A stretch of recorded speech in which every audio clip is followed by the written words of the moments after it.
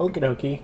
Nobody's in the stream yet, but I'm going to start talking now, just in case this goes up on YouTube later and give like a little sort of context and introduction for what we're doing. So, I've been working on construction scripts for like buildings, because, up until now I've basically either had like cubes as placeholders for buildings, or else I've used some like off-the-shelf assets that just sort of like were good at making the demo look good, but like weren't quite on style for how I wanted the game to look, and so were just temporary placeholders.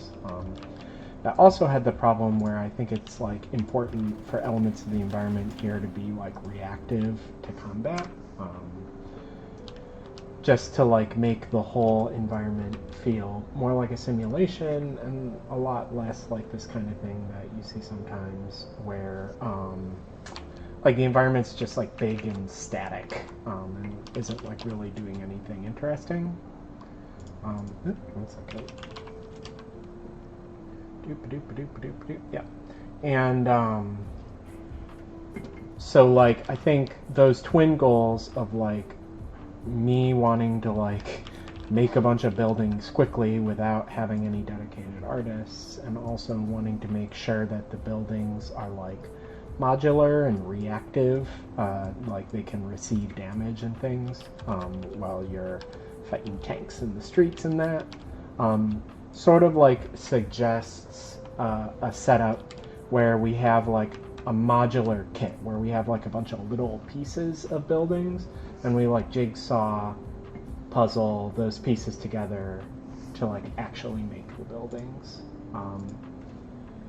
And so you can see like the primitives that I authored when I got started on this yesterday was I'm like, okay, here's like a cube. It's pretty straightforward, but it's like it's got a corner at the origin and extends in the positive directions of all three axes. I've got a slope and a like sort of bevel. So you see this one, it extends positive on all the axes, but it's been cut off. This piece, it's a little more complicated. I actually think like the corner is all I need. At first because like you can see that like all I need to do is like rotate the slopes, bada bing. And so I originally thought like, oh, I'm gonna need slopes, but now I'm realizing like, oh, I can just turn the corner on its side, and then I will have a thing. But in the meantime, just because it's easier to think about, I have both corners and slopes. And then I've also made like an intersection of two slopes to form like a like non-beveled corner, as well as this like super beveled corner where you can see it extends in all the positive directions, but I've like cut off this corner here.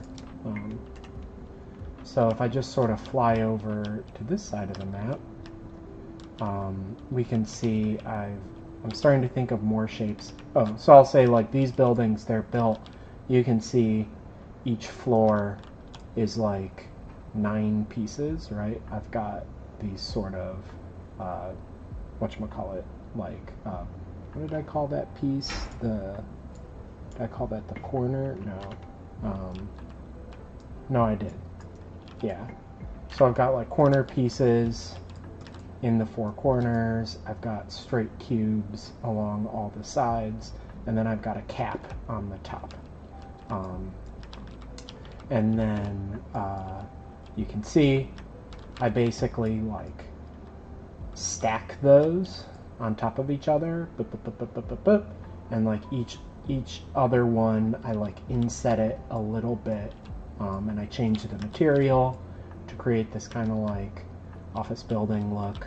And then I come in later, I've got these sort of decorative planes that are pretty simple, and I just scatter a bunch of those every other floor, and those are the meshes that I'm actually doing hit detection on when you kind of like start fires in the buildings. So, yeah, that's kind of like, you can see I've got this like 9-piece setup for each slab, and then I stack the slabs, and then I put stuff on the sides of the slabs. And like, I think I can optimize this a little bit actually, because like in each of these pieces I'm putting like another roof on, but like we only really need a roof on the very top, right? So there's some inefficiency going on that I can optimize. I've also been placing these entirely as like individual mesh components, so it starts to be like a lot of like mesh components in the scene when there's actually a more efficient way, both in terms of like data and rendering, which is to use instance static meshes. That's when you have like lots of copies of the same mesh. You can have them all basically be instanced out of a single component rather than having a new component for each shape. Luckily, because this is all for the most part automated, I can like do those optimizations, like throw them in later. I don't have to like hand change it, so I'm gonna leave it alone for now. But I'm already starting to feel a little bit of the pain because, like, you know, I can like drag down here to like change stuff, but it's like so slow.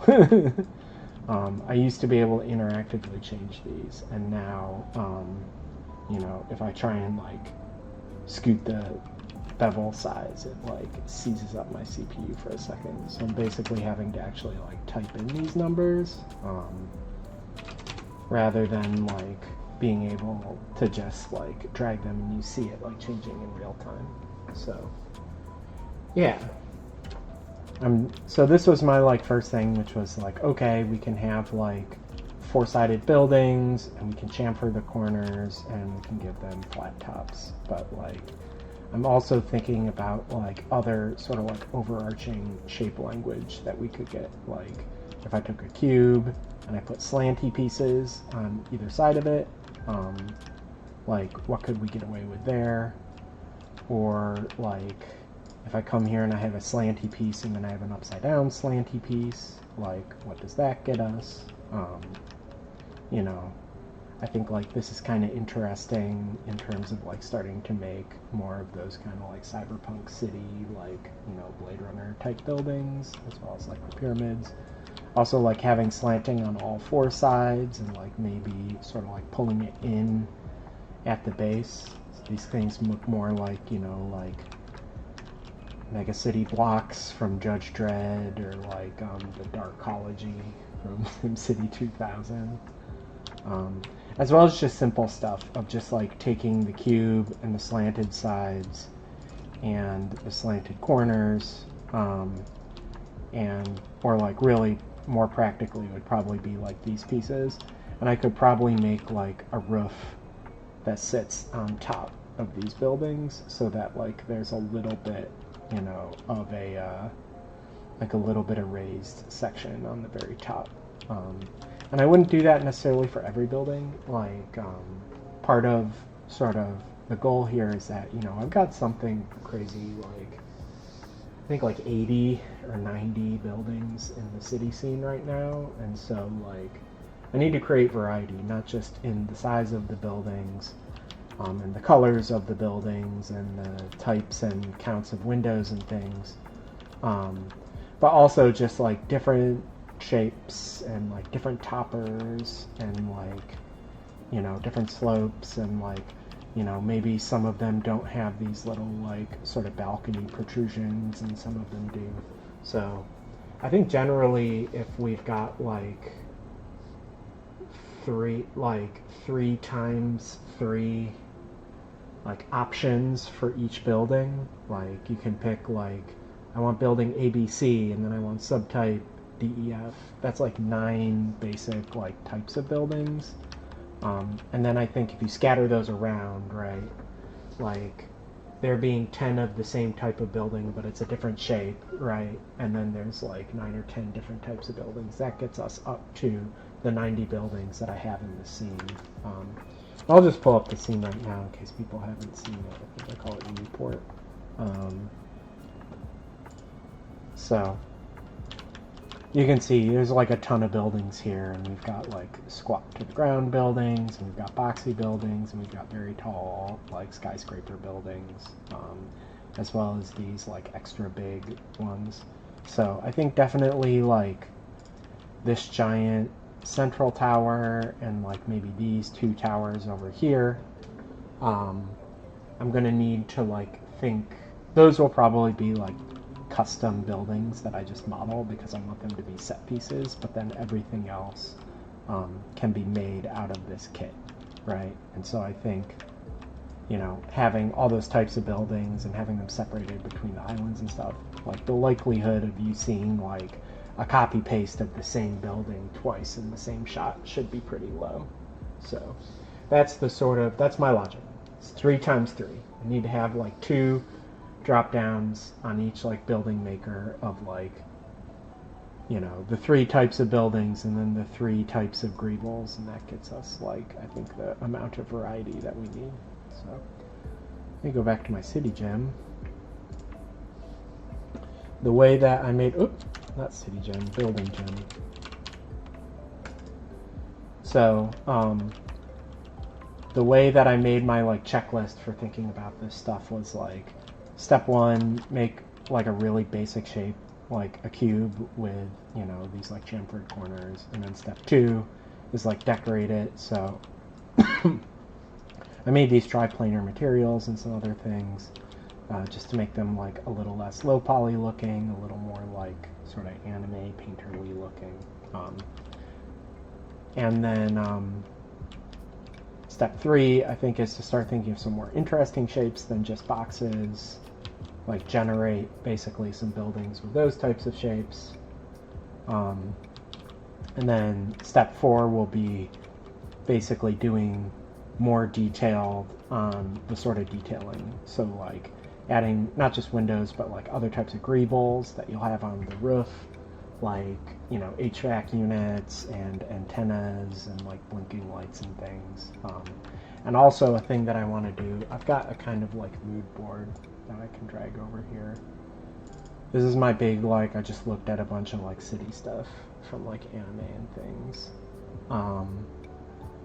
And so you can see like, I like these like sort of pastel tones that you have in the watercolor backgrounds in Sailor Moon. I think that's got like a good like anime city pop look. So, you know, obviously part of that is this like bokeh effect that I'll need to think about.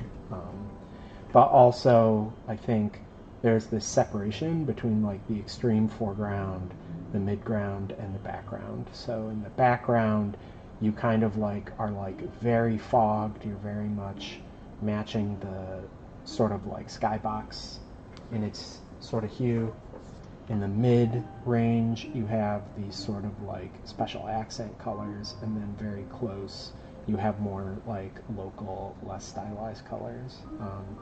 So I also think basically in the material for these buildings, we can do that. Like we can make a color ramp by distance so that like, you know, it's like blackish when you're close, and then when you're at a mid-range, they're in various like pastel colors, and then when you're very far away, I basically just take the skylight color or the fog color. So is there fog in this scene? Oh, I just have like normal exponential fog. Yeah, let's change the density up and see.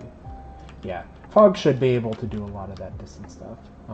But then some other stuff I want to do is, you can see there's some aliasing on the windows because those are individual objects instead of being like part of the material.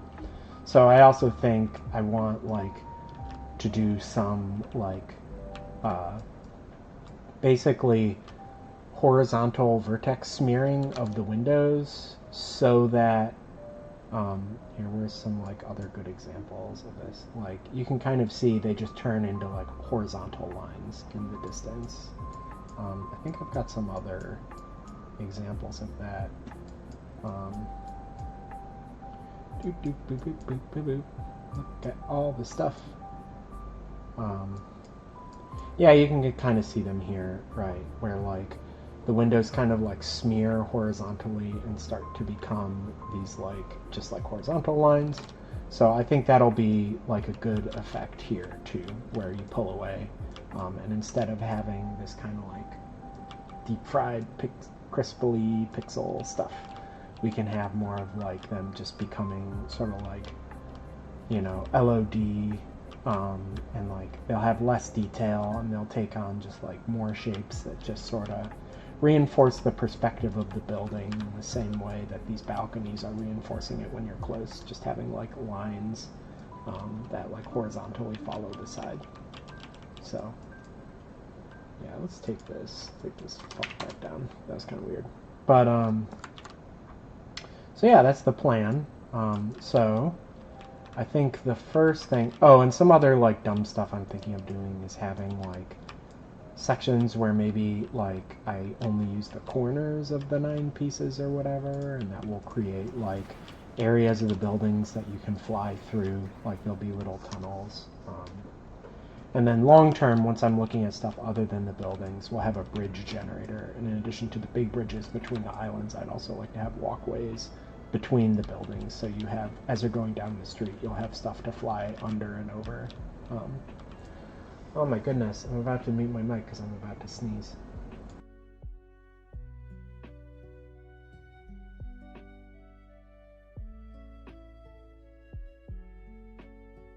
Okay, false alarm.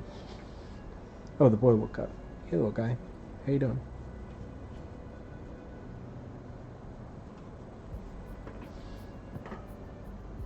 So anyway, that's the plan right now. So I think the next thing that I want to do is basically make a building that's like this, right? So instead of being straight up and down, we can configure, right, like all these buildings have a, they have this size, right? So you see I can increase this 1,000 along the X direction, right? Now it's longer this way. I can make it 5,000, and then we'll have like a super long building. I'm thinking that like basically the next update I want to do is to have a separate like size bottom and size top. And if they're different, you'll have a building that's like wider on top and narrower on the bottom, or narrower on the bottom and wider on the top. And then to create an effect like this, I would just stack 2 buildings, you know, on top of each other. That's also like, you know, all of these, right now they're all just like being like generated as a single unit, but I think it like will work to basically say like, oh yeah, I can like stack these. So like I can like copy another building, move it on top of this, and then like, you know, make the size, you know, small, like 200 smaller in each of the directions, but keep the bevel size the same, and then sort of adjust the position, right? And now you have these kind of like tiered buildings, and like maybe this top, the floor count here is like 2/3 of what it was below. So that's also pretty interesting because it creates like an actual like balcony that you can stand on, which is like more gameplay area, but it also like adds more variety to the building. So I think once we have buildings that can be like slanted or tapered or whatever, then like you'll be able to do a building that's like, you know, straight up and down, and then it slants this way, and then it's got another straight up and down section, and that like makes it more interesting. Or it like goes up and then it has like a slanty section on the very top or whatever. But yeah, so we're basically right now, the focus is to add slants to the vertical walls. Not, I also want to add slants to the roofs as well, but for now, just to keep like my brain simple, I'm basically just going to be like, okay, we can go in and we can do like sort of slanty walls. Mr. McGill R says, then you can make the Tyrell Corp pyramid from Blade Runner, lol. Yeah, I mean, I can totally, like, if we just set the top extent to 0, right? that would be like taking these 4 pieces. Oop. Oop, oop. That would be like taking these 4 pieces, sticking them right next to each other. Burp. Burp. Burp, burp. And then doop, doop, doop, doop. You can like change up, like make it into more of a pyramid. Oop. Well, that's kind of interesting. I didn't do that intentionally, but like if I don't make them all like super flush, I can do like a slightly more interesting pyramid. I'm gonna keep this in my scene. I'm gonna remember that. That might be like an interesting topper for a building, or just like a single interesting building. I kind of imagine in the Newport scene that like, here, if we go back to the main map,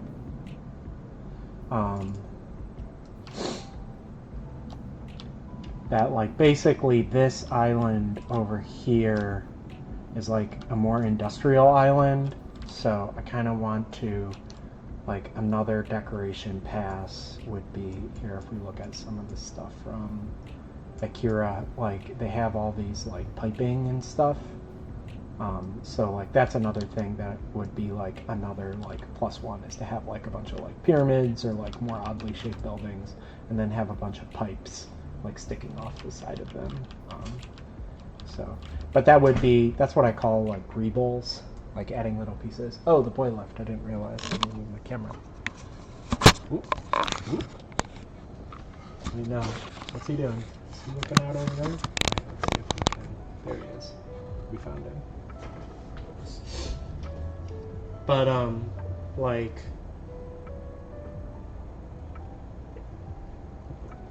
oop, almost knocked my tea over. Like being able to have like a shape language that makes things like a little more industrial versus like the shape language which is more like regular sort of like modern building stuff. What you doing down there, buddy? Did you see something out the window?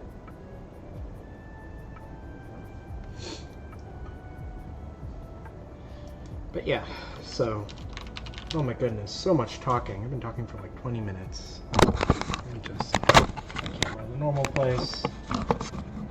Ah! Or not, we'll see. There we go. And then, I'm not a cat. Cat label goes away. So then we can like, I'm just gonna get into programming now, so it'll be a little bit boring, not the most like visually interesting thing, but definitely if you have any questions about the game, or if you have any questions about what you see on the screen, happy to answer any questions. I'll also just try and like generally talk along, just to sort of like explain what I'm doing as I'm doing it. Building gym. Just to sort of like give a little bit of like plumbing on like how these things work, by the way. If I open the blueprint for the building, zoop, here's our like prototypal building with default values. And then you can see I've got, this is pretty messy, but I basically have like construction scripts that are like doing a bunch of quick and dirty stuff. And then I've got a few C++ functions that do a lot of the main sort of scattering, right? So, you know, I loop through all the floors, I like arrange a beveled cube, and then I arrange planes along strips, right? So when I add a beveled cube, it gives me strips for all the sides of that sort of shape that I added. And then strips, I'm basically just placing all the windows along all the strips. And then like, for instance, I can tell it to give me strips for the bevels or not, in case I want to like add windows to the bevels or not add windows to the bevels.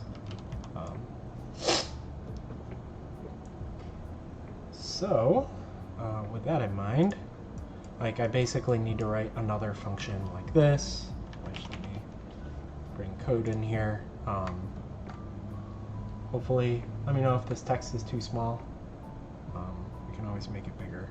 Yeah, this is probably about as big as I can make it without having trouble like actually working. But yeah, so these are just blueprint callable functions. That's what exposes them as little blocks in here.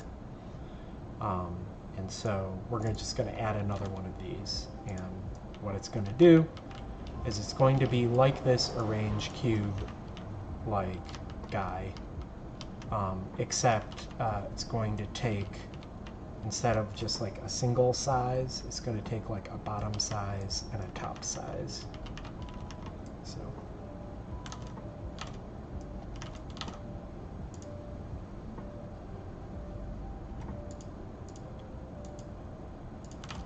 cool.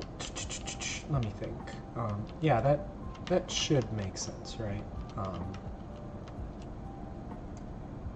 Great. So let's actually just shut down the engine and get started on that.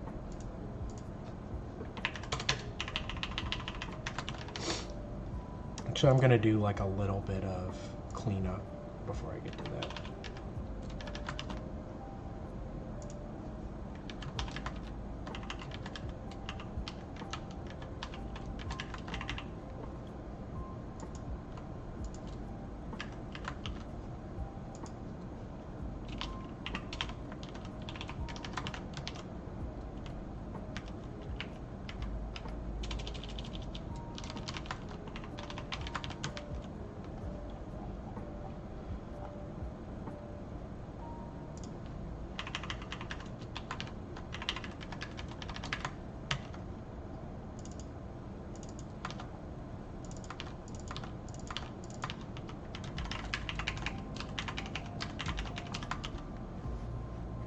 I'm gonna kill my mic because I have a stuffy nose that I don't want everyone to hear me snorting.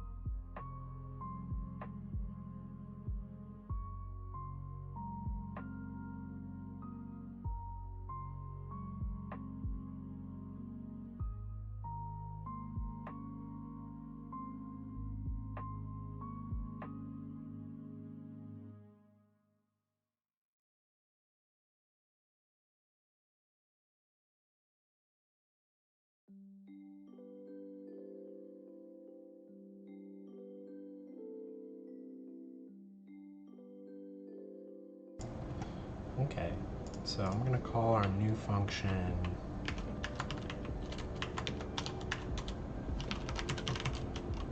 arrange beveled cube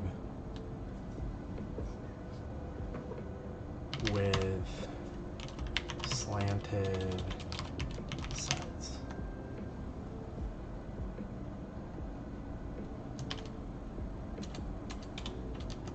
So I'll give this the same basic inputs.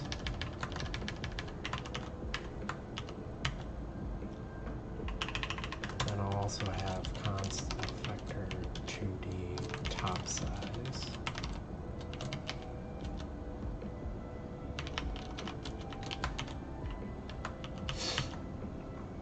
Cool.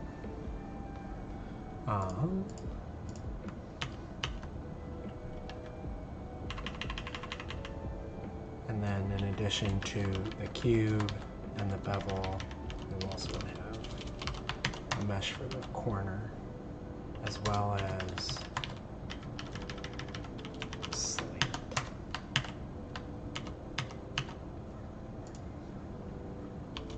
Actually, I'm going to say will be add roof as a new parameter.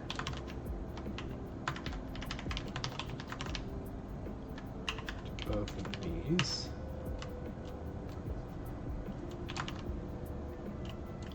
So that's like an optimization I wanted to do anyway to the existing function.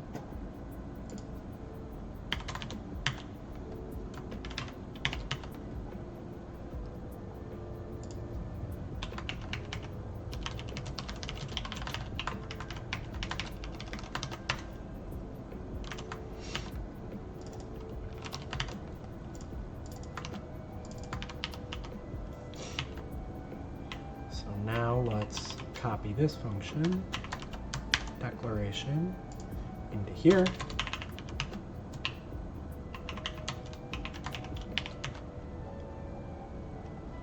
Comment out function type specifier, add the namespace, and comment out the default arguments.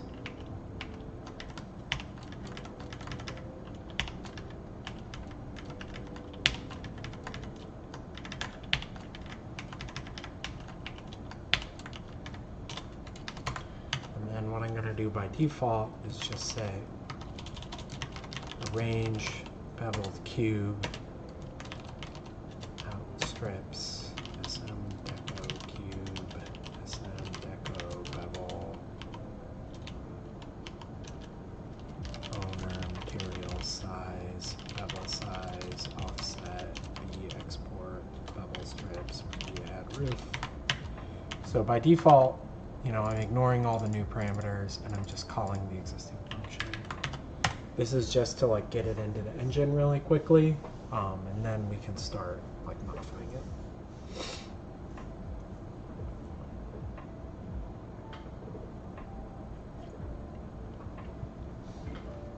So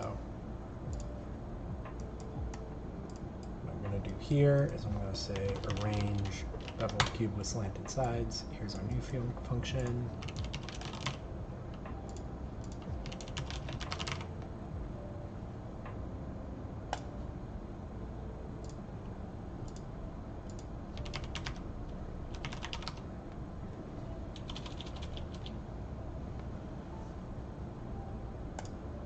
Slope corner is the one I want, right? That's got, yeah. Deco slope.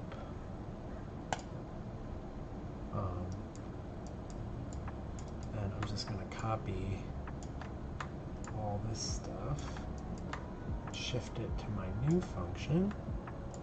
So owner goes into owner, material goes into material. We split size.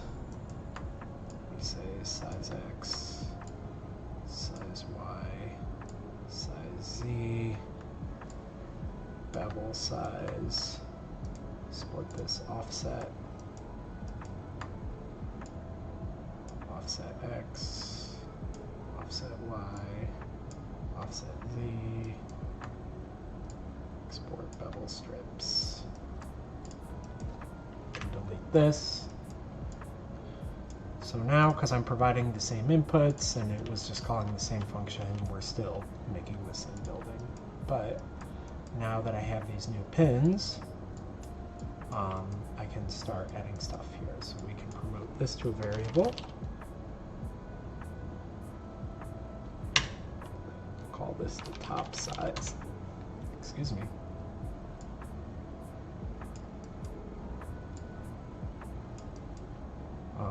And then add roof, we basically just want it to be like, we only want to add the roof to the last one that we add. So if we say if the index is equal to the last index, then we add the roof. Cool. So now all these interior guys, you can see, we don't have a lot of interior geometry, you've only got a roof on the very top. Cool. I can like spawn inside of here, right? That's kind of interesting. Like in the cube. Anyway,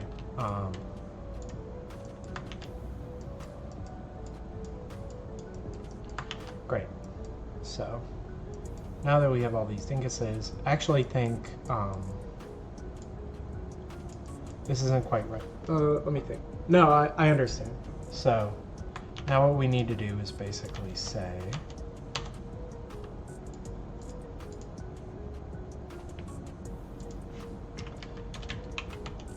if size equals top size.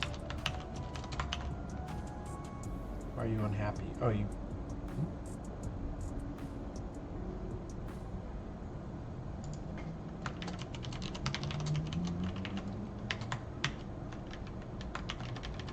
So if the size and the top size are equal, then we're just doing what we were doing before. We don't need to have any special stuff. So we'll do that, and then we'll return. But if the top size and the bottom size aren't equal, then we know we need to do our new thing. Right. So, great. So I did some stuff here originally.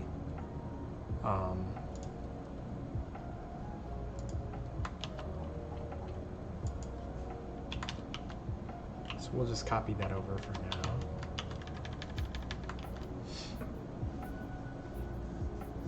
Oh, excuse me. Oh, this should be like in.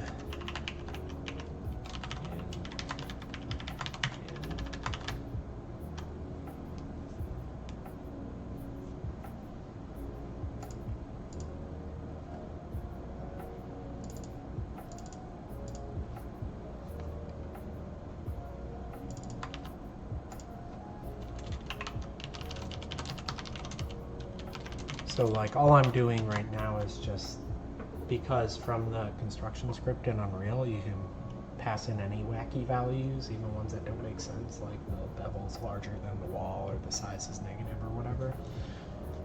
Rather than end up in a situation where it like makes junk or potentially crashes the engine by dividing by 0 or something, I've actually just gone in and I like sanitize all these inputs.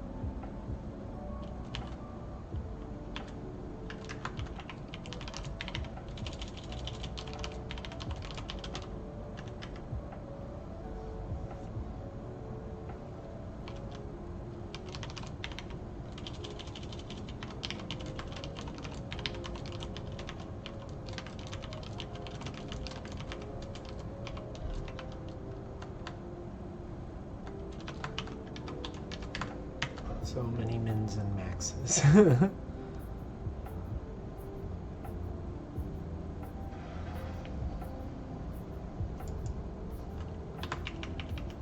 Actually, just for sanity's sake, let's move this min here.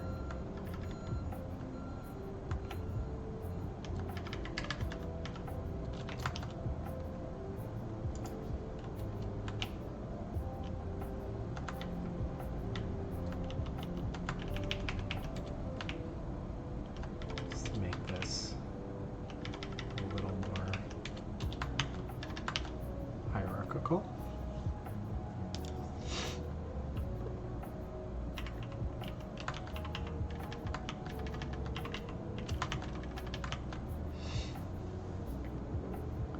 So we validate the bevel size, we validate the base size, we validate the top size,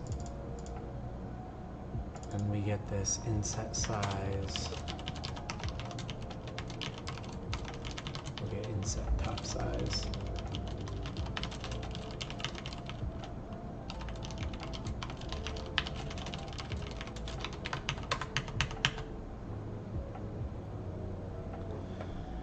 So there's actually like two cases. Like one is the top is wider than the bottom, and the other is the bottom is wider than the top. And I think actually, now that I'm thinking about it, let me go back to Blender, because that's interesting, right? Because, okay. Like we've got our like corner here, and like if this one is a thing where like the bottom is wider than the top, and if the top's wider than the bottom, we can flip it upside down. But what if one side is sloped up and the other side is sloped down, right? So let me grab my deco slope here.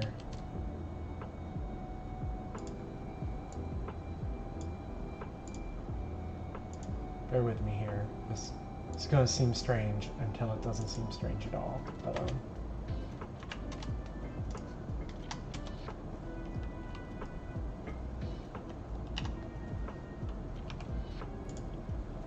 here we need to move that into, just put this into the normal position. Great. So there's one slope. This is like, it's going to be wider on the bottom but narrower on the top. And then if we dupe that, and we rotate Shift Z 90,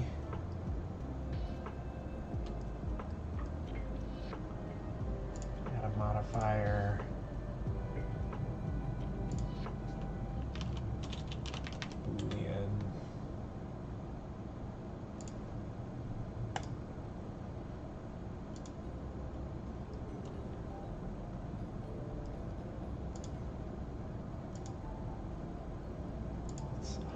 for now.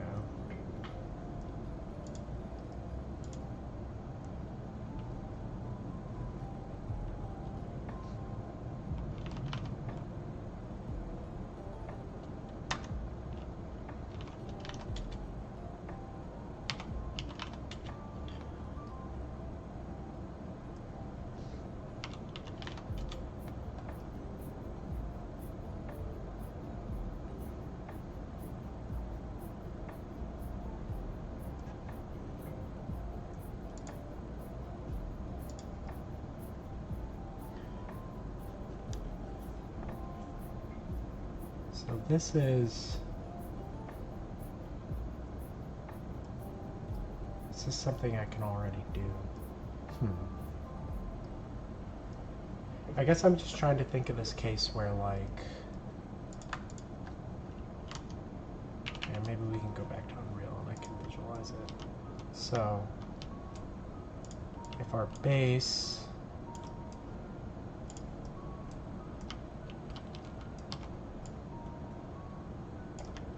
is like that wide, and we're going up to another one, which is like wider in both dimensions, or like wider in one direction but narrower in another direction.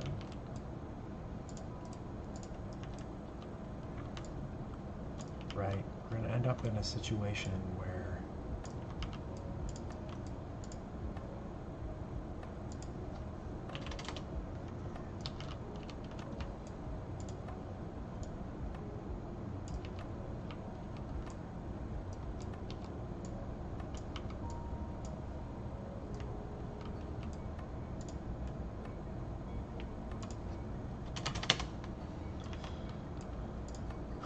so that part is wider, but this part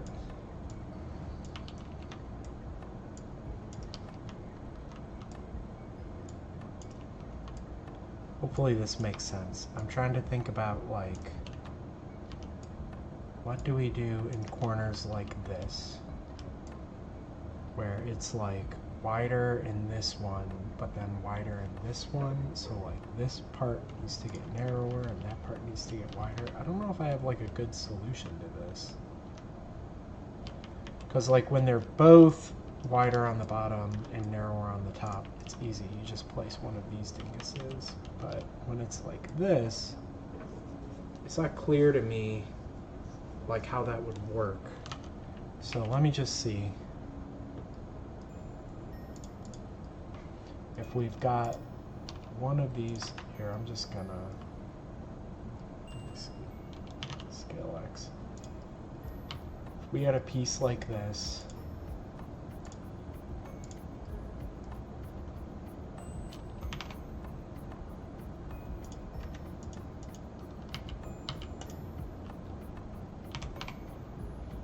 and then we had a piece like this,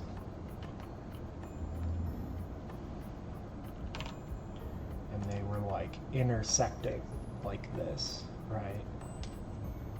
The intersection between them, no, I don't want the difference, I want the intersection. The intersection between them is a piece that kind of looks like this.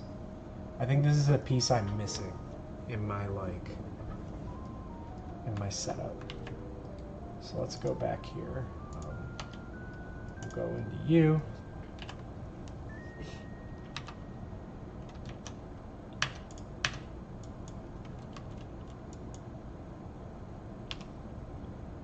Move all your bits.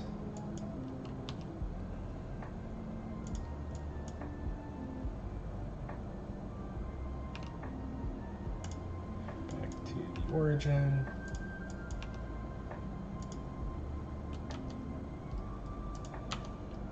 You move off your bits.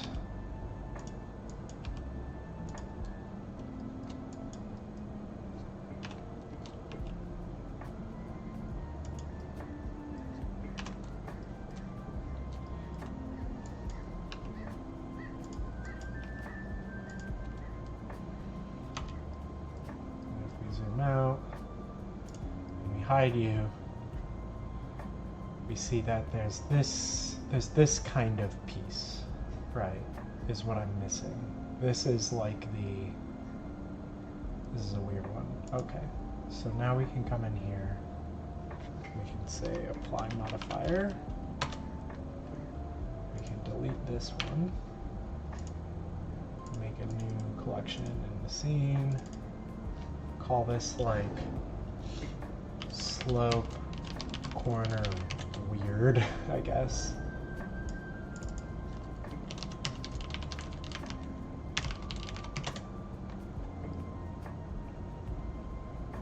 Okay, I guess I got this aligned along -y, which will be X in Unreal.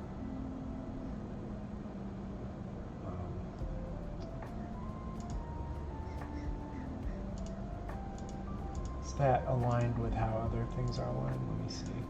No, everybody else is in that corner. Whoops. So I think I need to go in here, grab this, move it over here. And then it also looks like Boolean created some extra geometry that I can dissolve.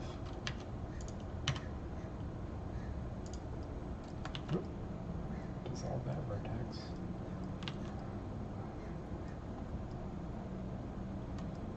Okay, let's flip normals.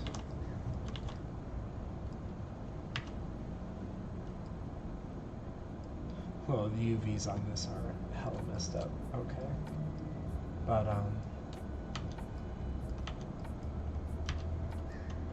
why can I not dissolve this vertex?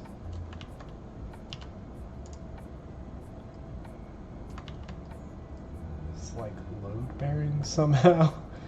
I don't like this.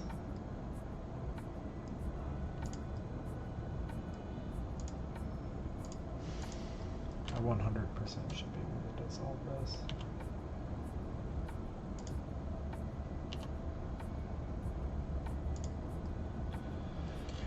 Well, that's fine. We'll just do some surgery here. So.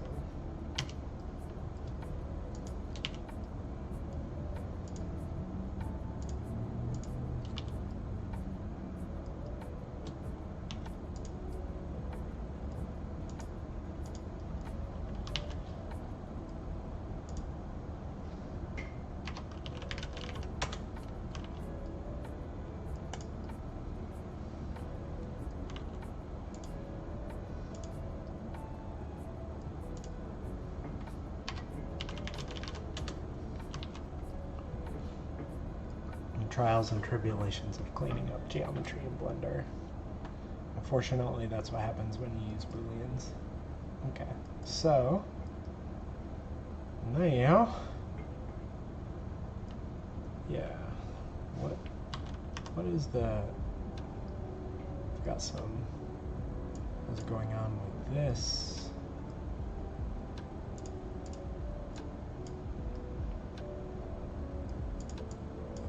Are you guys anything? What are you? Dissolve vertices. Okay, those are apparently necessary.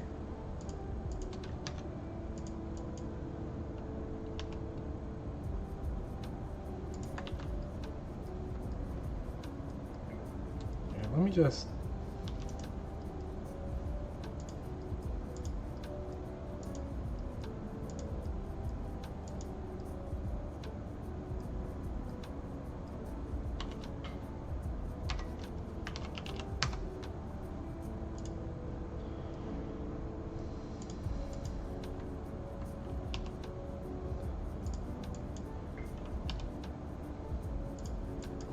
I'm not using UVs for anything, but I feel like they should be logical, just in case.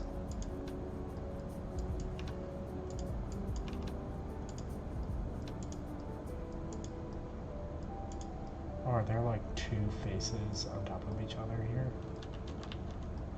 That's annoying.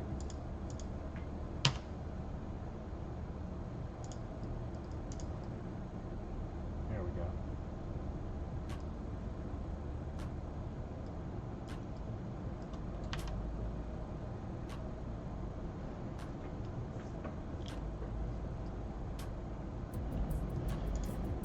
Good enough. I think, just in case, I'm gonna decimate this. Face count 6. 1, 2, wait. 1, 2, 3. There's 4. There should only be 4 faces, right?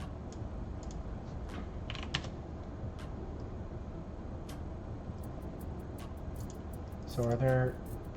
Oh. Do we have other cases of like doubled up faces? Here, let's... Do I have back face calling on? Yeah, I've got back face calling.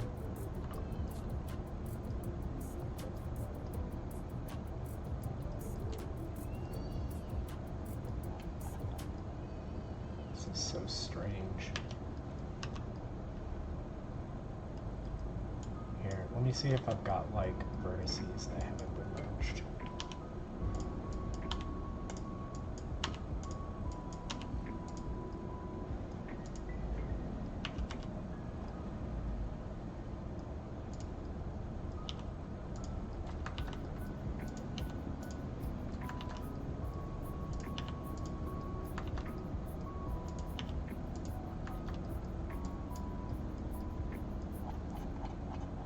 nothing like way outside. Okay, that's... I don't know what Decimate was complaining about, but this seems good now. So now I need to duplicate it, make a version because I also want this to be collision. You give it the prefix UCX.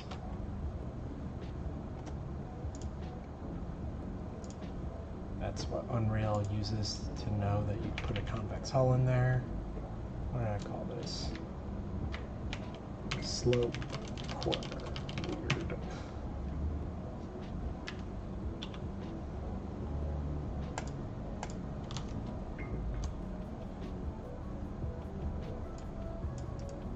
Let's import that.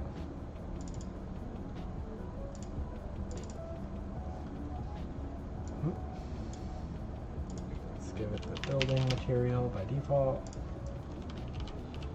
and then let's check show simple collision. Okay, imported that UCX as collision. That perfectly matches the render geo. So we'll save that. Now in our code, we need to have that kind of piece as well. So there was corner, this is fat bottom, I guess I'll call it, and then use static mesh pointer sm deco corner mixed.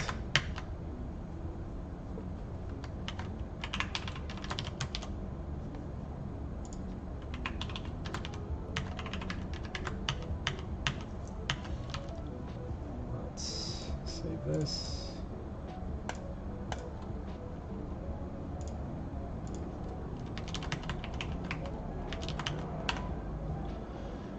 Exciting, I know. Unfortunately, for every cool GIF that you see on Twitter, there's hours of boring stuff that goes into it. Size is an undeclared identifier, sure it is.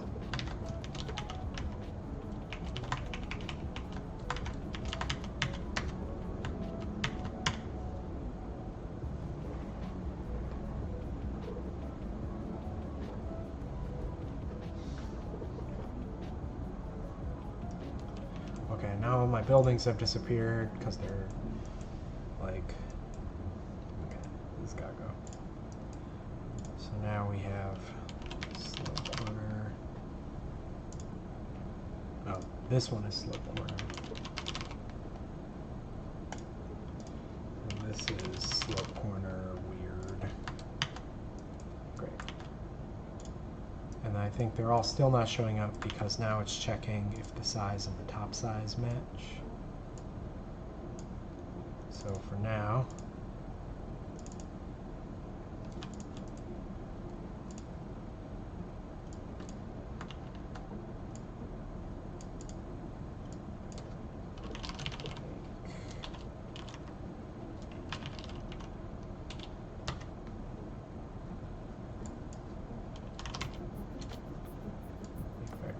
I'm just going to plug the size in as the top size. Now they all show up again because they're all seeing that they have the same size on the top and bottom. Great. We'll just swap that over once we're ready to test the new one. Okay. So now, okay, I think this is going to take my brain is going to be, because the cases for each corner are either you're having a fat bottom, you have a fat top in which you need to flip it upside down, or you're doing a mixed flip upside down, right? Because what that mixed is doing, if I look in the piece right here,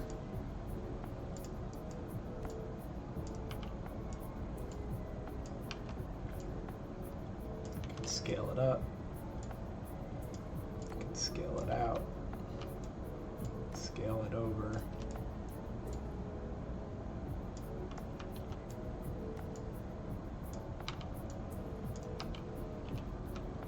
Now we can have a building which, gotta scale it in on this side. Yeah, so now you can see if this is slanting in and this one's slanting out, we can now have this mixed corner piece which slants out that way and slants in that way. That was the new piece that we just made. So essentially there's like, I'm gonna write this in code so that I remember it. Okay. For each wall, it's either fat bottom part of the wall is wider, or fat top. The roof at the base is wider, or fat top. The roof is wider. For each corner,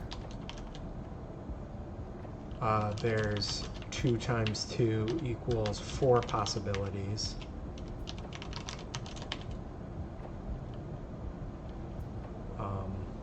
Bottom, bottom, bottom, top, top, bottom, top, top.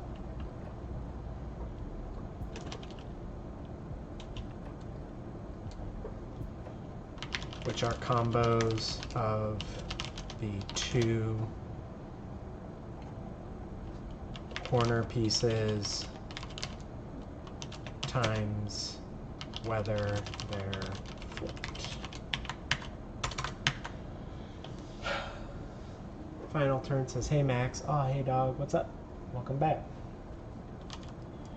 We're figuring out how to jigsaw piece together like slanted walls and like weird corner pieces so that I can extend my building generator to support making like slanted or like up and down buildings like this. Oh, I just realized there's another case though. Wait, let's go back into Blender. Oh, I just realized this whole time. Was I doing Blender stuff on the screen that I wasn't broadcasting? But, so yeah, like this is a case where like the ceiling is like wider on this side but narrower on this side, so we needed to have this weird corner piece. But I think there's another case that we need to think about where it's straight up and down on one side, but then narrower and wider on another side. So let's see. If we go here, and we're like, hey, this side of the building is actually just going to be straight up and down. In that case, we don't need a corner piece at all, right? Like, we can just be straight flush. Whether it's going in or whether it's going out. Like if we bring this over here, we flip it around. Yeah. So many annoying cases. Let me just add this here. Annoying. There's also the case of flat walls, in which case you don't need a corner at all.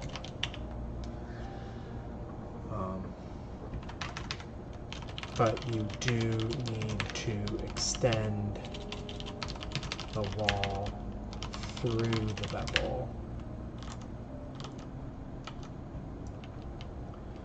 So like if we were in this case where it's flat on this side, if we didn't extend these bevels, then like they would only go this far, and like this one would only go this far. And then another option would be, instead of not having a bevel, you can choose for the corner piece to just be the slant, right? And then you wouldn't need to think about this slanting piece versus this beveled piece. Oh my goodness, my brain is breaking coming up with all these. So because it's like, the basic idea is you need to pick 9 pieces.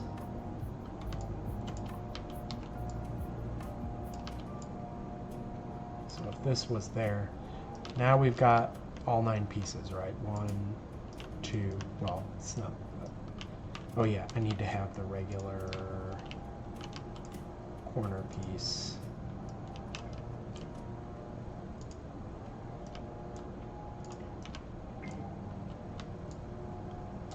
So in the case of this weird-ass building that I've imagined as my, like, turbo edge case,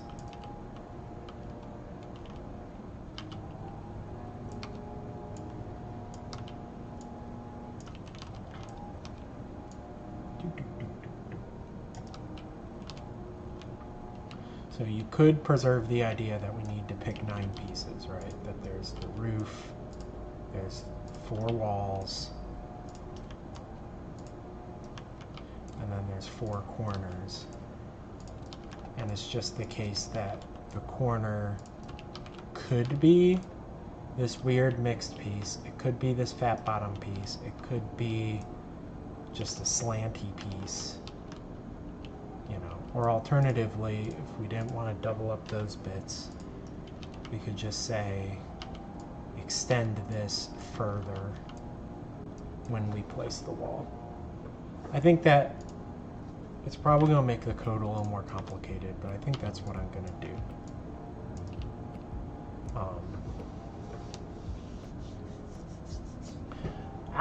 Okay. I think another thing that I hadn't considered is that there can be a skew, like an offset between, so it's not just that, like, here, if we like take these pieces and I like move it over here, it's not simply the case that like the bottom is like smaller or wider than the top part, but it's also the case that the top is potentially skewed relative to the bottom, right? Like, even if there, I'm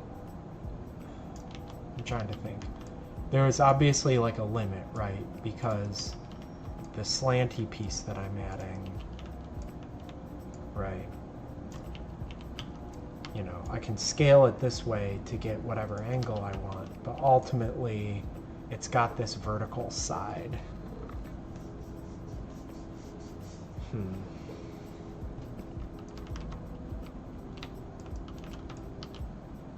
So like the top, if I, you know, I can take it that far, and then this dingus could be like this, right? And this could handle that, right? The main thing is basically just that the offset in any particular direction, like it can't go past, like I can't go that far, right? Because if I went that far and I scaled this out to meet it, it would extend past the bottom of this. So with the jigsaw pieces, the way I've currently imagined them, I'm allowed to offset the roof, but the offsetting of the roof is so annoying. So I can offset it this way, I can offset it this way, but like if I made this shorter, that would change how much I could offset it, right?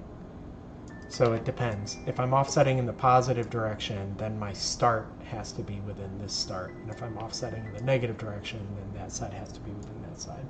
So I think that's just like another sanitizing constraint that I'll need to think about.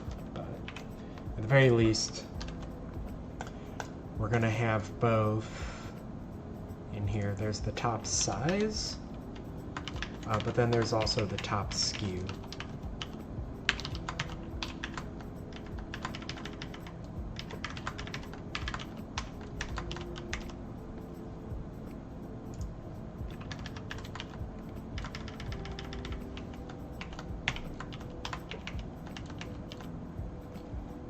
And I'm going to call this in top skew because I expect to have to clamp that.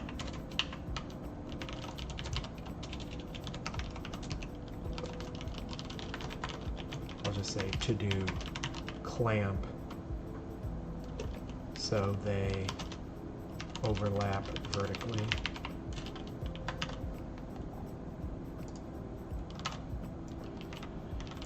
Okay, so let's start just thinking through how this would work, right? I think there's basically, I need to consider for any given side, the side is either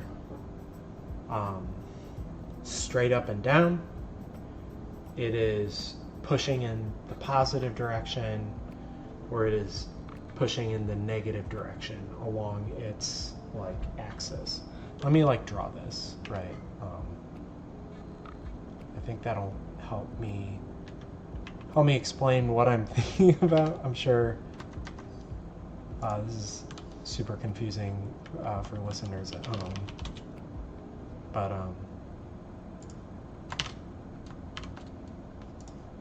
so new 4096, 4096. So we have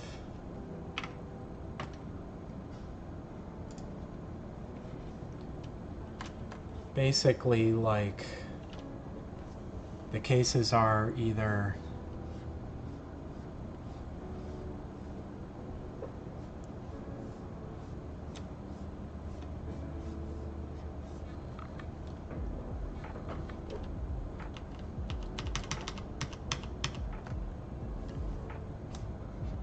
the top of the ceiling is pushing out, the top of the ceiling is 0, or the ceiling is like pulling in, right? So we're gonna call this like fat top, straight, fat bottom. Why does this also feel like, why do these feel weirdly lewd, the vocabulary that I'm picking? So like, anyway, so let's start by saying, here's the directions, right? We're gonna say const f vector 2D wall directions. There's 4 of them.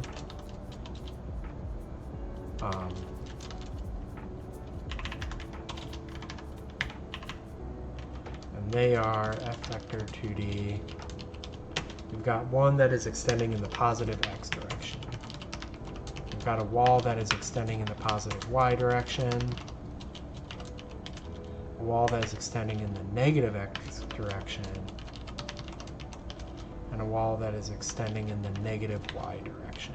So just, if you're looking at this top down,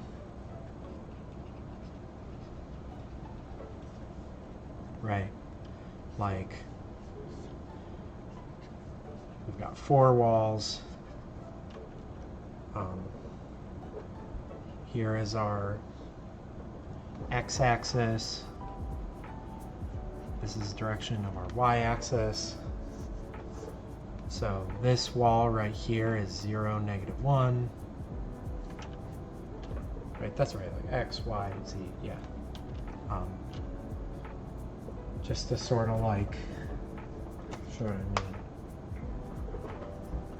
You know, here we go, if you can see. Oh, it's, oh, is it? Oh, it's mirrored, right? Or pulling it up to the camera. Are these backwards? Oh yeah, it's, the camera is, I think the camera's mirrored. Okay, that's gonna make that confusing. Anyway, this direction right here is 1, 0. This direction right here is 0, 1. And then this direction here is -1, 0. So I'm actually gonna call, starting in this x direction, this is gonna be number 0, this is gonna be wall 1, this is gonna be wall 2, wall 3. So we need 0, -1 is our first wall, 1, 0 is our second wall, 0, 1 is our third wall, and -1, 0 is our fourth wall. Great. So now what we need to do is we're going to assign for each wall, right, like, let's just make like a little in-place enum here. E wall type. We've got those 3 types that I described earlier, which were straight, fat top, and fat bottom.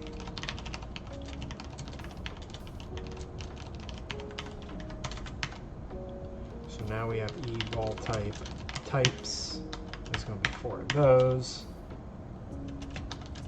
And we'll just initialize them all to be straight at first. Oh, I guess it doesn't matter. But the first thing we need to do is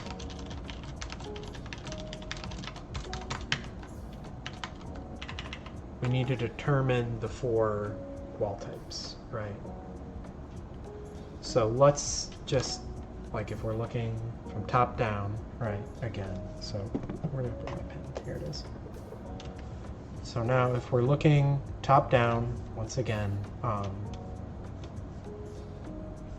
here's the ceiling, here's the floor, right? So here's the top, here's the bottom, right? We want to get their min x, min y, max x, max y, right? So for the bottom, it's simple, right? The min x is just 0.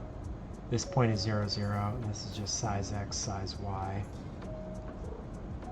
And then for the top, this position is offset x, offset y. This position is offset x plus top size x, offset y plus top size y. And we're basically going to say, like, along the direction of the normal, if we want to compare, like, are they equal, are they greater, or are they less than? And that will determine, you know, if they're equal, that means you're straight. If the top is, yeah. So anyway, we're just gonna, it's kind of annoying because it's like sort of different points in different directions, but yeah, I don't think this will actually work as a loop. I think we need to go through and determine the types explicitly. So I'm just going to introduce a little local region right here where we're like, hey, actually I'll just say wall types just so we know. So wall type 0, we are comparing along the y direction, we are comparing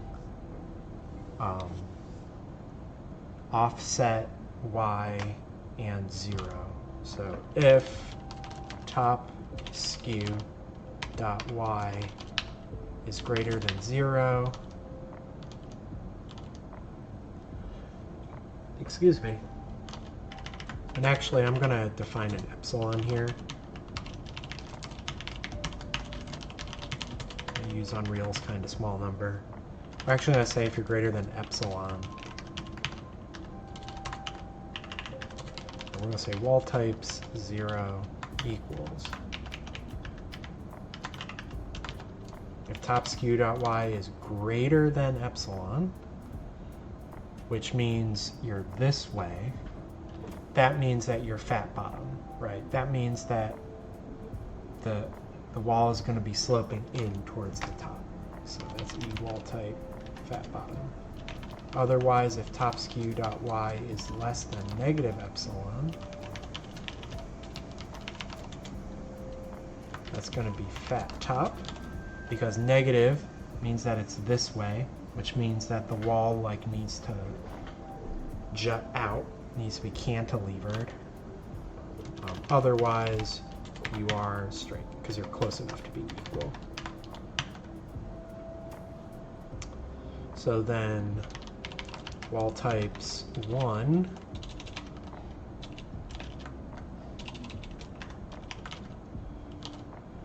So that is, one is we assign that here to this one. So what we're comparing is the top max. Here, let's define const float.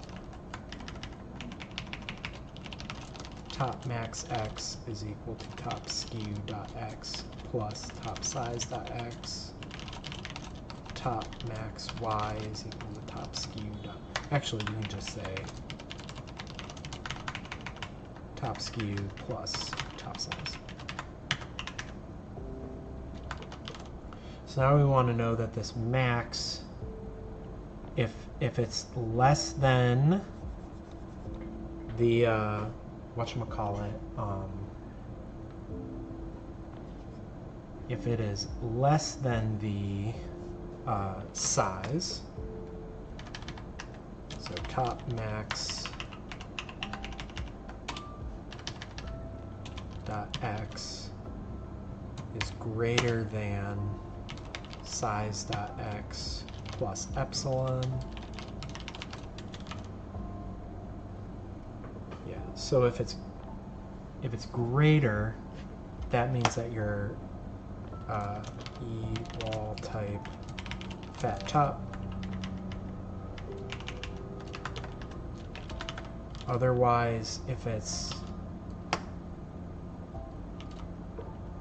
top max dot x is less than size dot x minus epsilon,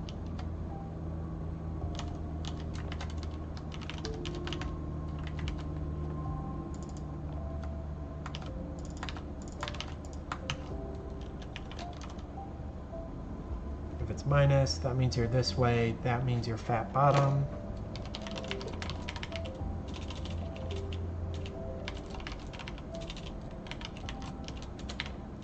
Otherwise, the default is straight. Let me check this first one again. So the first one, if you're less than epsilon, then you're fat top. Yeah, okay. And this one, if you're greater, yeah, that's because this one's in the positive direction. This one was in the negative direction. So now it's basically going to kind of be the same for wall type 2.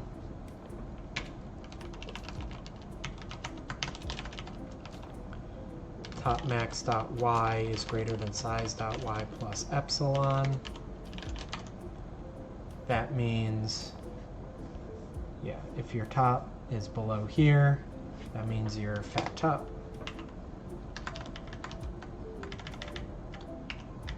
Otherwise, yeah, I'm basically just flipping x and y.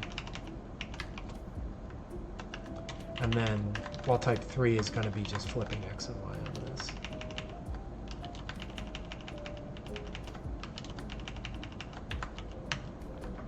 So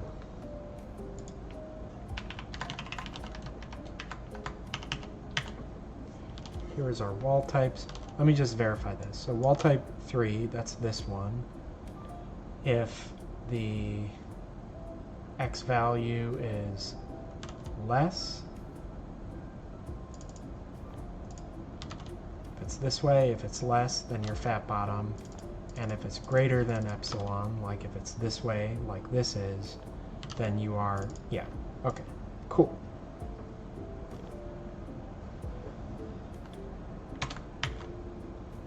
So now we have our wall directions. I'm going to call these wall durs, just in case I have to use that in code, keep it pithy.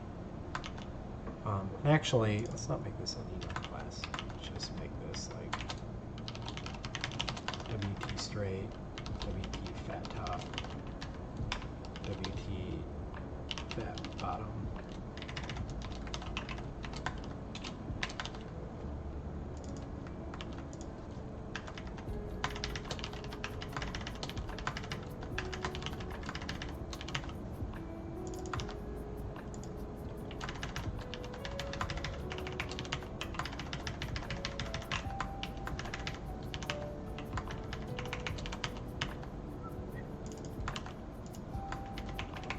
Thrilling code to watch, I'm sure.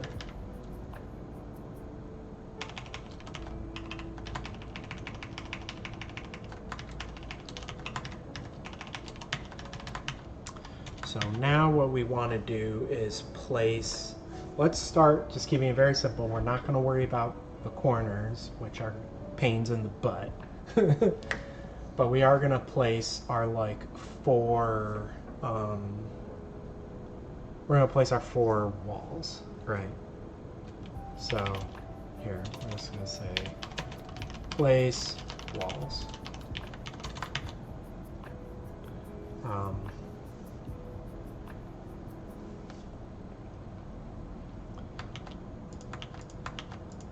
So if we come in here and we say, let me think about this.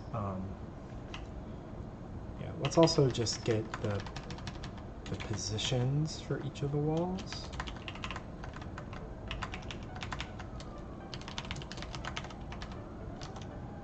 So remember, we're placing everything based on their corners, not their centers. So I think this is like the position of wall 0. It's going to go this way. This is going to be the position of wall 1. This is going to be the position of wall 2. And this is going to be the position of wall 3.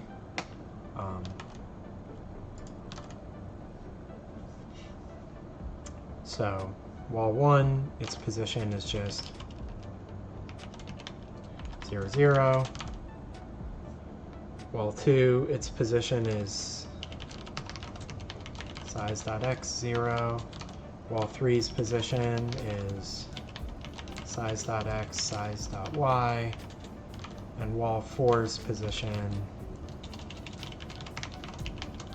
is 0, size.y.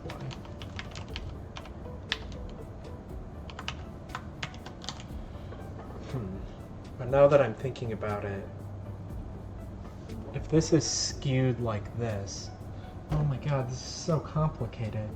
Why have I made this so annoying? So in this case, like let me just get rid of all the goobers and just think about this. So there is the base, which I'll draw in like a kind of greenish color, right? And it should be noted that like here's the x-axis, here's the y-axis, and like this point is the origin. This is like 0, 0. And then I guess I'll use purple to say here is the top, right, which is scaled and skewed, but we know that it, you know, for purposes overlaps the bottom, right? Yeah, we know that like its origin has to be less than, or I suppose equal to, the size, right?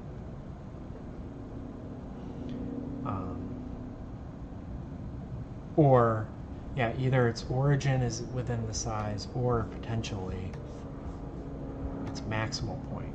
We just need to know that they overlap. Anyway, that's actually like a good point. Let's think about these. Actually, here, let's think about these two cases. What if the top is over here versus what if the top is over here, right? So we're thinking about the wall, right? So in this case, this wall is like right here. It basically goes from, here, I'll draw the walls in like orange, I guess. So this wall in this case would go from here to here, right? And then basically from here to here is all like quote unquote corner, right? Whereas in this case, the wall is going from here to here, right?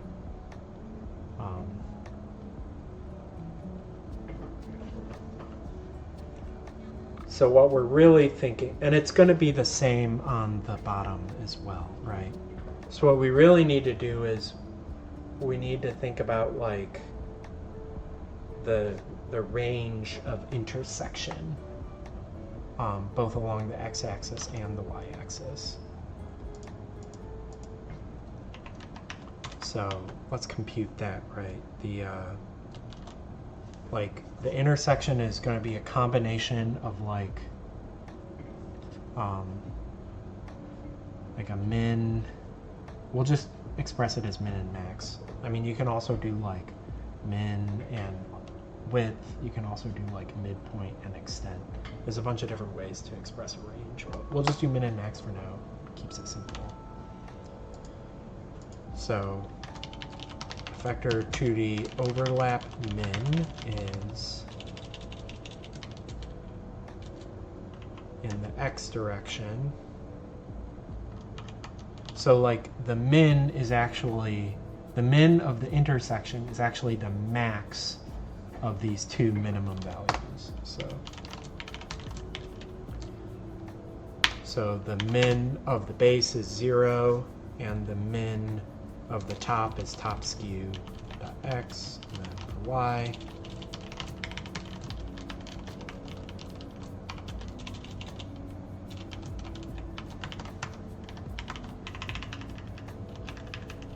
And then we gain a complaint because max is actually a template and it wants its arguments to agree, so we can't have a float and an integer, we want to have two floats. Then we can say overlap max is, similarly, we want the min of the max values, right? So we have fmath min, and then for the base, the max value is size.x. And for the top, the max value is top skew.x plus top size.x. Once again, size.y, top skew.y plus top size.y. And actually, I computed this up here. I can just save this and then just say top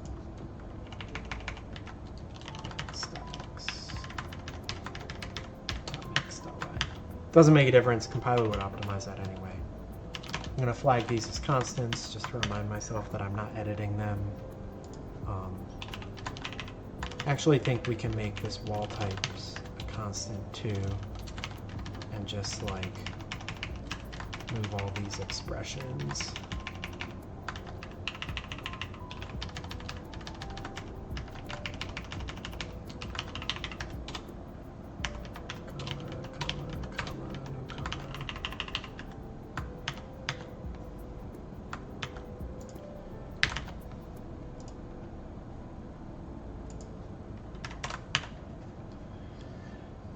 Cool.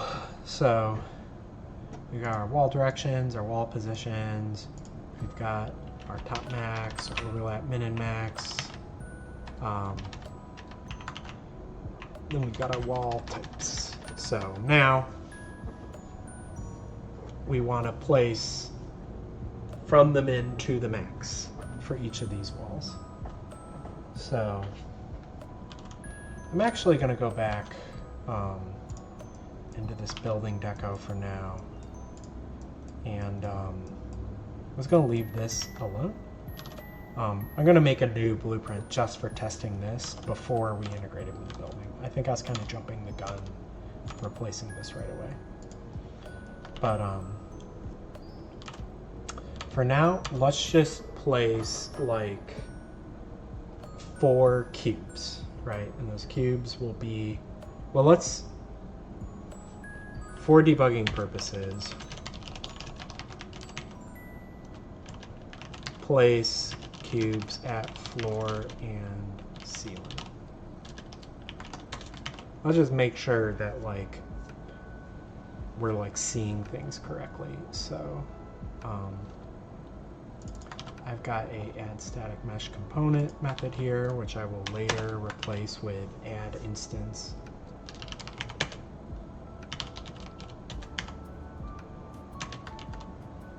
So the first cube is going to be placed at f vector 0, 0, 0. It's not going to be rotated. And then its scale is going to be 0.01 times size.x, size.y. Actually, let's say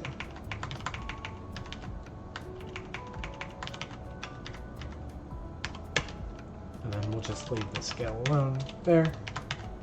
Or we'll just make it really skinny. I'll make it like 10 centimeters tall.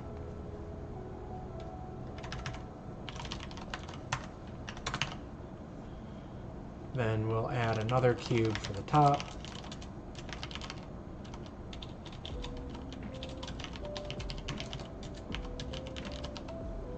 So its position is top skew.x, top skew.y, size.z. Also not rotated. And then its size is top size.x, 0.01 times top size.y, 0.1f. There we go. Cool. So let me shut down the engine so I can rebuild. And then what I'm going to do, because I've changed the signature of this function, so I can't hot reload the code, but we're going to make a new debug blueprint, which just calls this function and just shows us like the top and bottom cubes.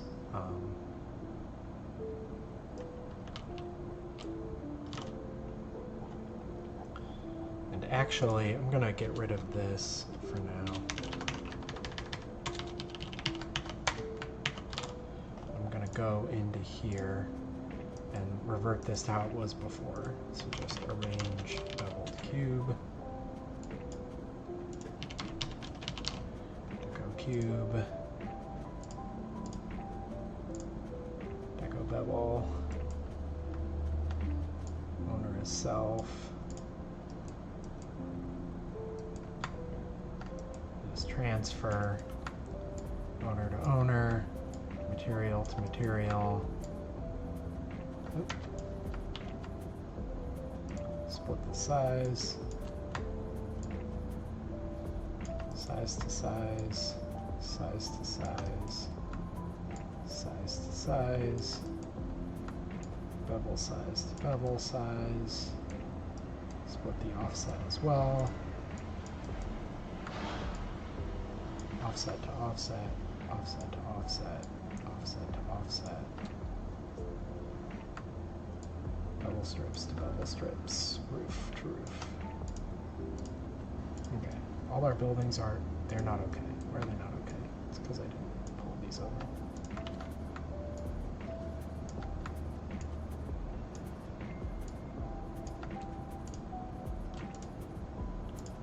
Great. So now let's make a new blueprint. Just subtype actor.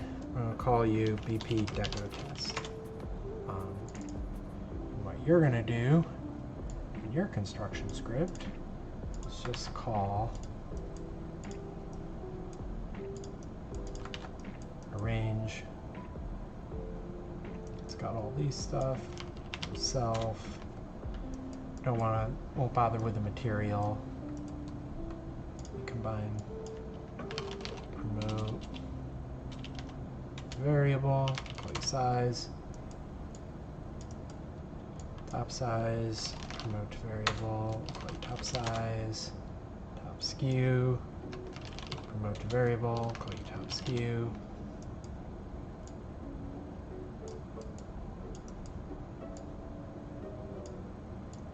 Bevel size, we're just going to have a 0 bevel for now.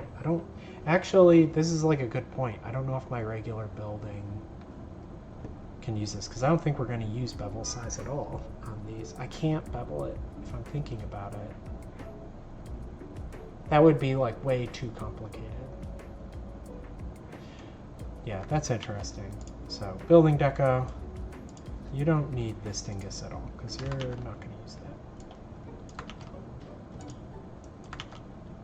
That also means here, wait, let me like save and exit.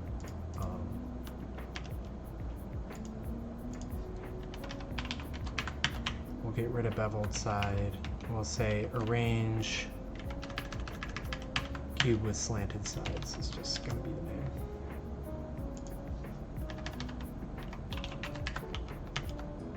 You're never going to call this function.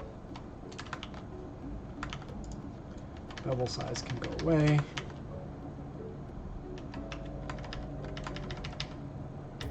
let's just say the min size is like 50. Or, I don't know, min size will be 1.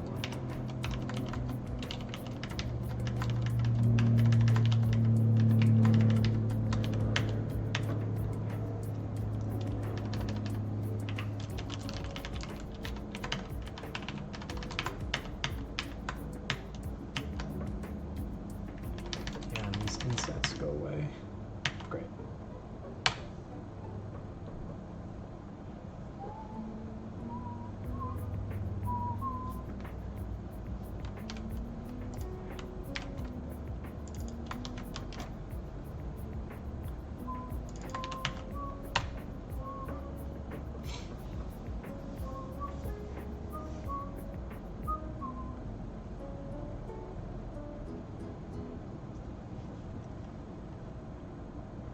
So now deco test, this is going to complain because I renamed it, whoops.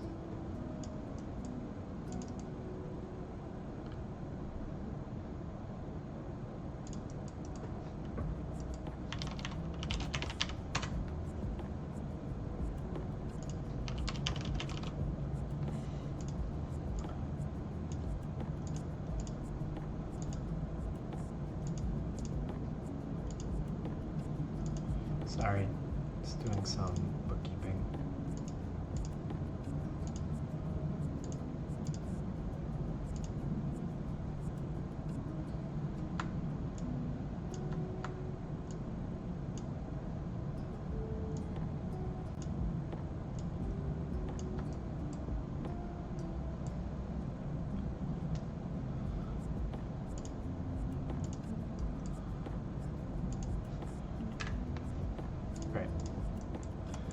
Now, we should be able to put this on here. Oh wait, before I do that, let me expose all these properties and give them reasonable default values. So it'll be 5 meters by 5 meters by 5 meters. The top will be let's say the top is like 300 by 300, and the skew is 100 by 100.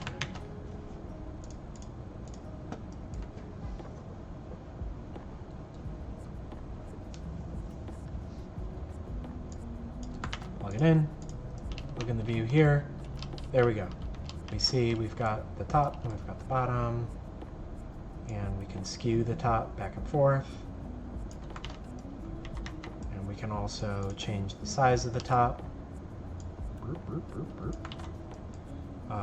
We can change the size of the bottom, and then also size Z controls how tall this is. Cool.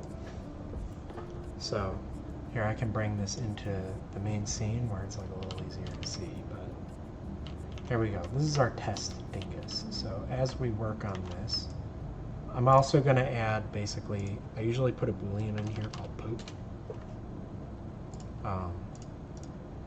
This is like just so that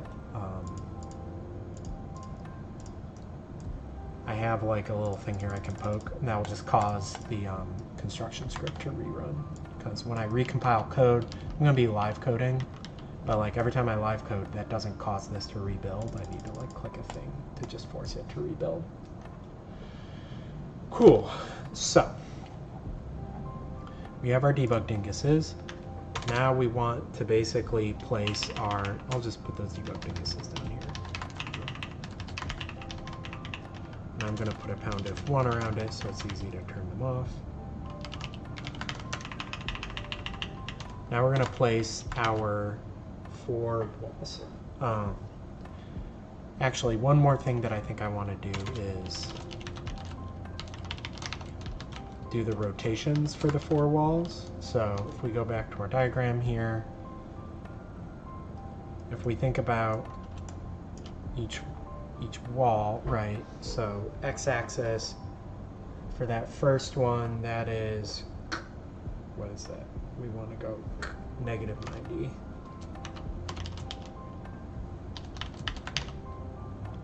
Q-yaw was like a little, this is just my like quick and dirty way to convert like a rotation in the flat plane into a quaternion. So then the second one is nothing. Our third one, we're taking the x-axis and we are pointing it down, so that's just 90. And then x-axis up on that last one, so that's 180.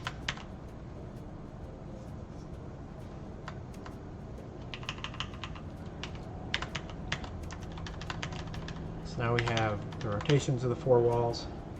So let me start by just placing cubes at, here, we can say 4 and 0 is less than 4, because we have 4 walls.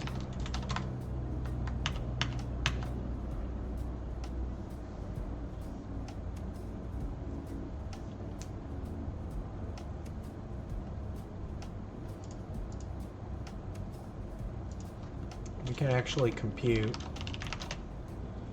the wall lengths.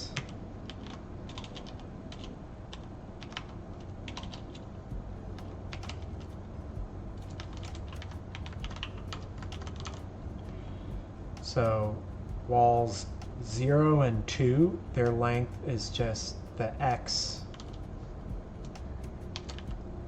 overlap max.x minus overlap min.x. And then 1 and 3, it's y.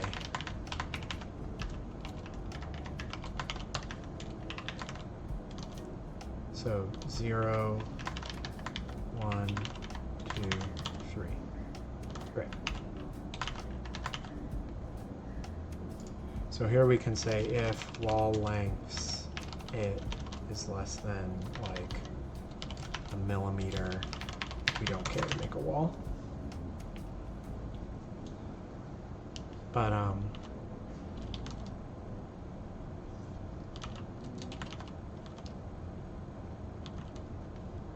so when we're doing wall positions, okay,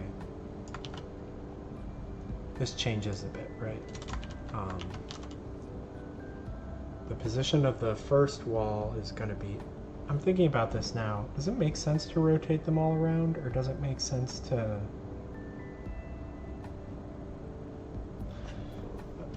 I'm gonna keep thinking about this the way that I've been thinking about it. Okay.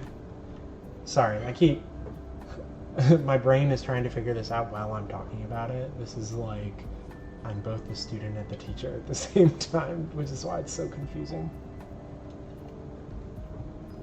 Okay. For the first one, right, we know its position is going to be offset min.x.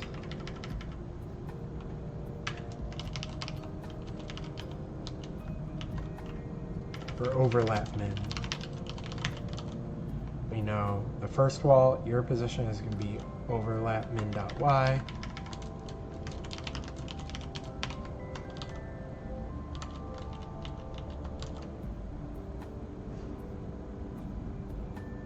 Well, your x position is overlap min.x, your y position 0. This one, your x position is size.x, and your y position is overlap min.y, right? Does that make sense? I don't know. I'm still thinking about this. Okay, this one, for wall 2, your position is overlap max.x size.y.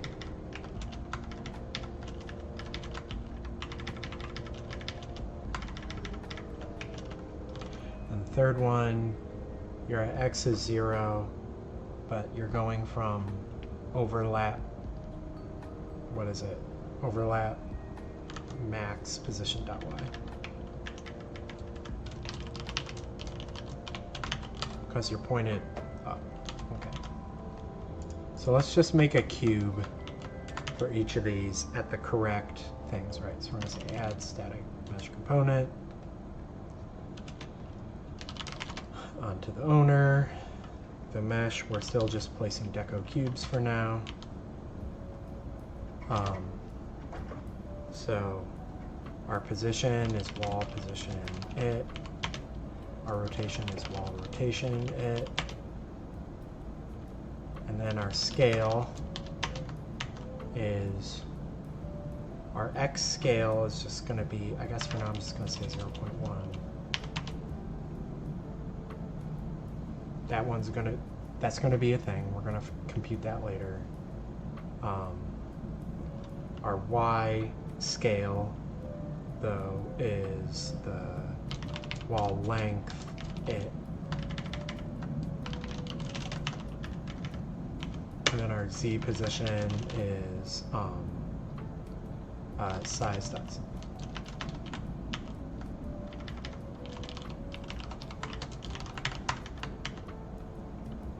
So this 0.01, by the way, is that everything is, they're 1 meter by 1 meter by 1 meter, but Unreal uses centimeters for everything, so they're actually 100 by 100 by 100, which means to convert sizes to scales, I need to multiply them by 0.01. This is just converting basically centimeters to meters.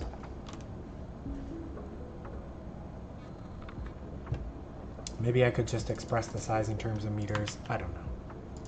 But so let's hot recompile this and immediately get a complaint that my code isn't right. So, oh, no, don't open, no, I don't actually want to open. 199, there's a typo.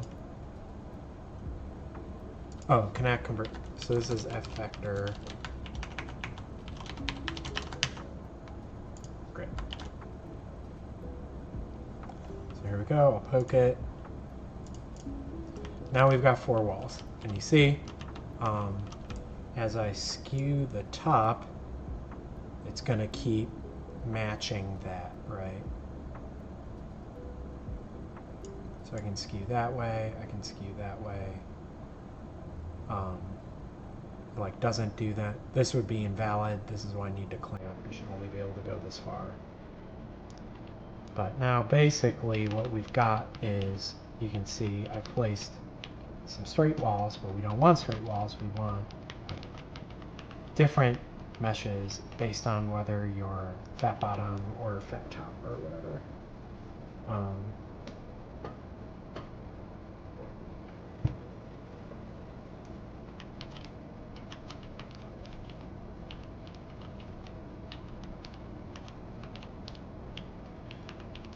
Okay, so let's come in here. Let's just set the skew to 0. So that would mean that these walls should just be straight.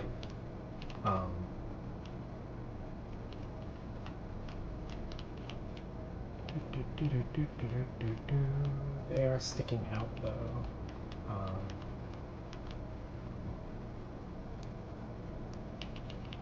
Let's think that through.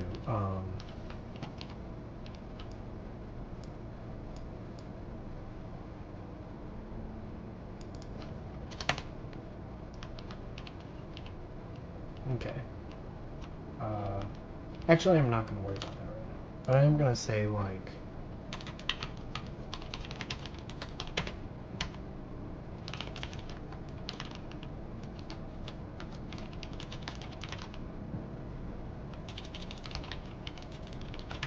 so if you have a fat bottom, then we want SM slant. Here, if you are otherwise, so we're going to, there we go, we fixed that. We're picking the right mesh. Next thing we need to handle is, like, not only do we want the wall lengths, but we want the wall thickness.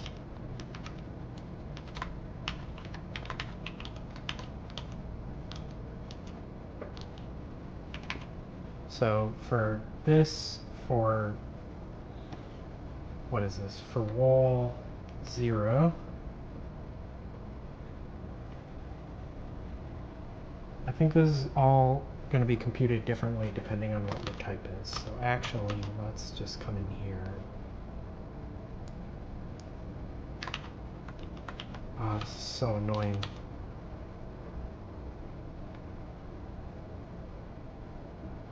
am I going to express this?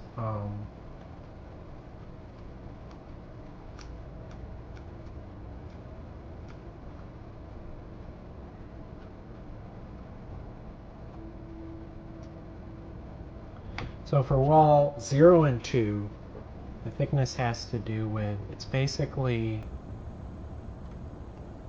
I'm trying to think.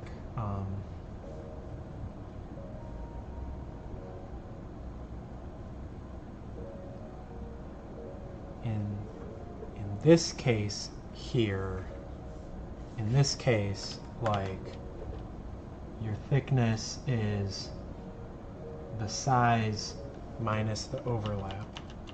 Whereas in this case, it's the top size minus the overlap.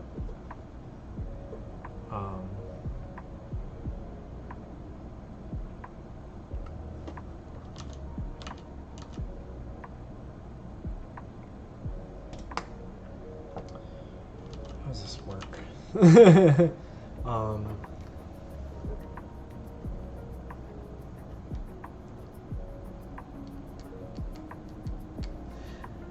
I'm starting to doubt this like idea of like I can just create a bunch of arrays and then burn through the arrays in a loop over 4. I think I just want to add these walls all separately.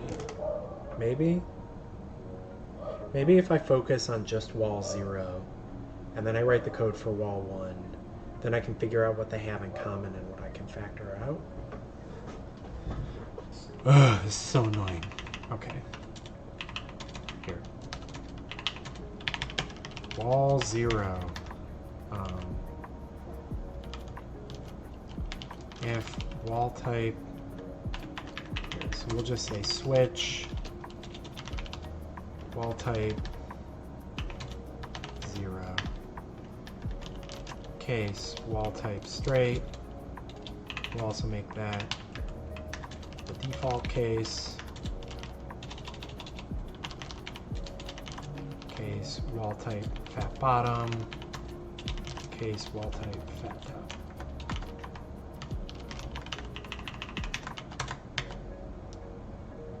Wait, we do have the directions for each of them though, so that works. Here, let's put the switch inside of here. Switch, wall types, it. Default, case, wall type straight, case, wall type fat bottom, case, wall type fat top. Straight is a pretty straightforward case.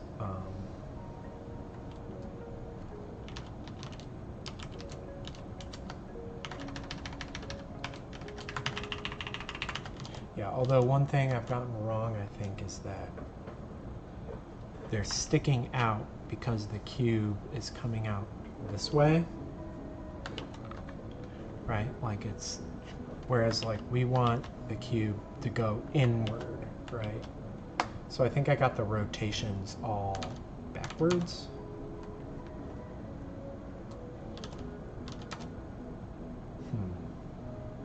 No, I still, for the fat bottom and the fat top, those are right. So I basically just think that like the position here needs to be, let me erase this.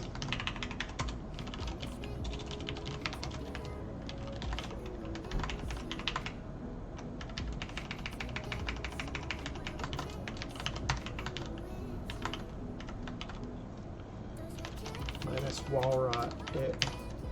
Here, const float. We'll say your thickness is going to be 10. So now it says 0.1. We have just thickness.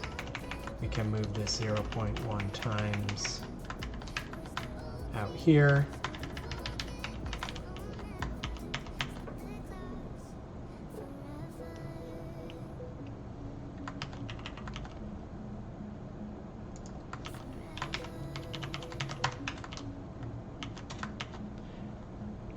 And then we want to say minus wall rot dot rotate vector.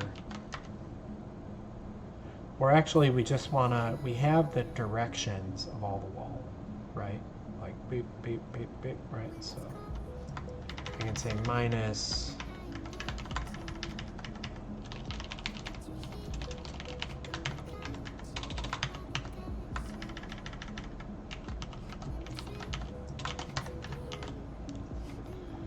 Why did I make that plural? It should just be Walder.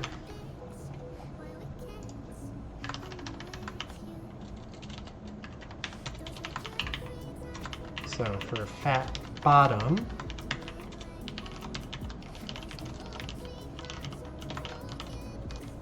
so the fat bottom case for the top one here is just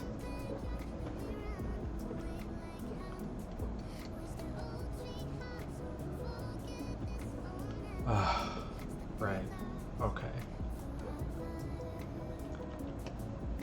If you're fat bottom, it's this case. This is fat bottom. So it's just, your thickness is just the size of the whole thing. So we'll just say size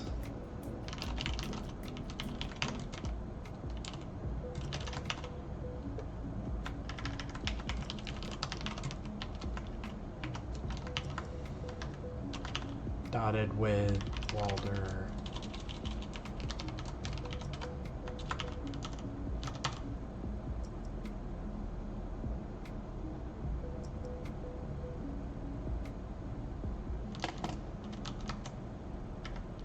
abs. Why not?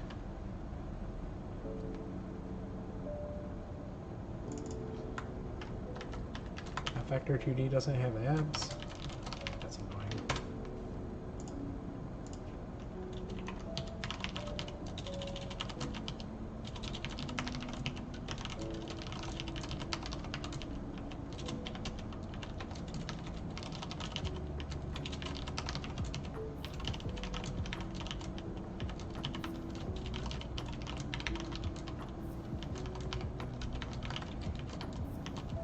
Wait, you have abs, right?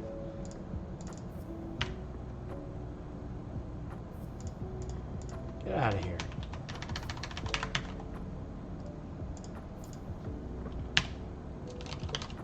Get abs.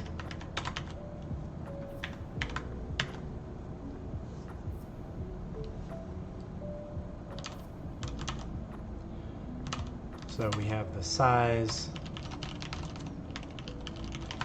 thickness is going to be the size minus overlap max minus overlap min dot Walder.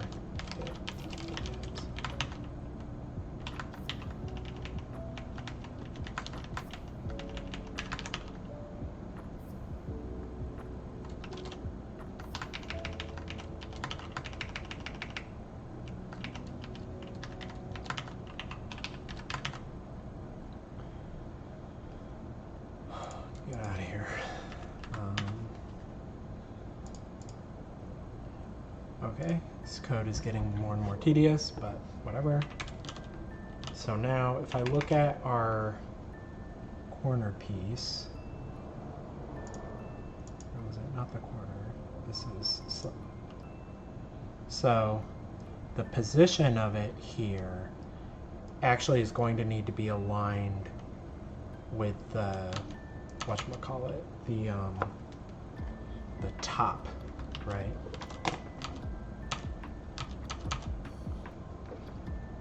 So const vector position is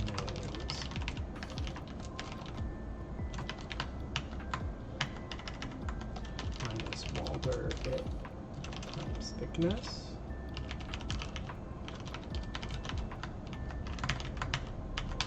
I think that works out correctly. Then we do want to scale it by thickness. Okay, let's compile what we've got so far.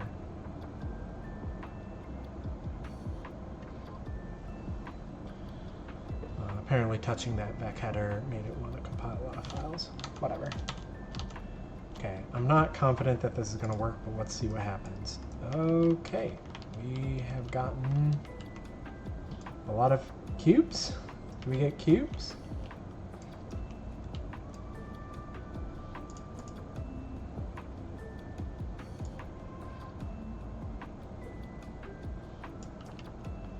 I think maybe the straight sides. What if I turn the straight sides off? Are they messing things up? Okay, this is annoying how many files it thinks it needs to recompile, but whatever.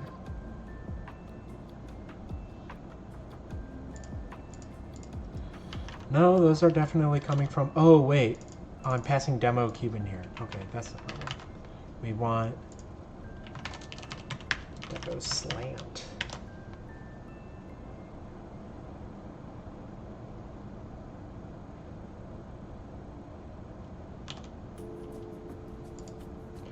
Cool. Okay. I don't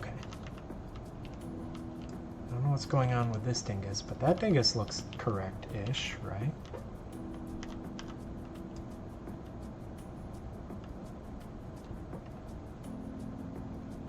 Yeah, let's see. So we make this side longer.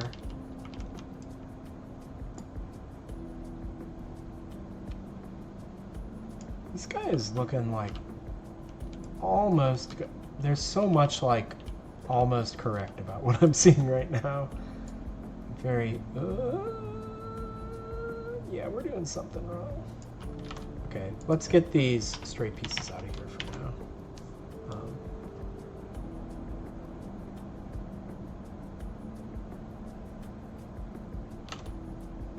So if I set the skew to 0, 0, then I should just have... See, why am I getting two slants, right? Like, is it hitting this code? It's never hitting this code. It doesn't think any of these walls should be straight. That's emphatically wrong. Let me see what it thinks the types of these walls are. I'm not hitting any type of breakpoint. Oh, I'm such an idiot. I gotta go like this. Okay. So it thinks the wall types are fat bottom, fat bottom, fat bottom, fat bottom. Well, shit. Okay. Top skew, according to this, is 100, 100. Or wait a second. Am I hitting the breakpoint for the... Oh, it's right. Okay. 0, 0. Great. Now we've just got the two slanted walls. Okay, so the first thing I'm seeing is this isn't lining up on top because I think I'm placing this top cube wrong. It needs to be at like this size Z minus 10 centimeters.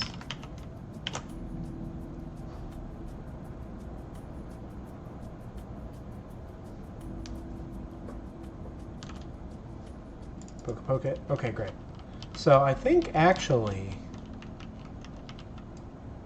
these slants are looking good, right? Like if I skew... Okay, no, they're not.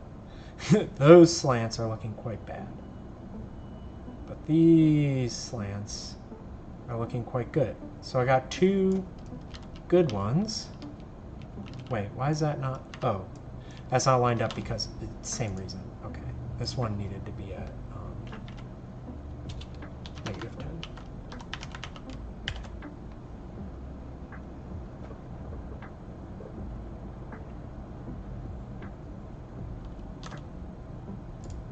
There we go. So yeah, now it lines up. Okay, so we can see here, so side 1 and 2 are good. Sides 0 and 3 are quite bad. if we're just playing with this, we are getting the correctly slanting sides.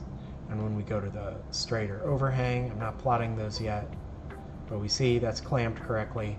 Everything about those guys is great. Love it. But here, let's make this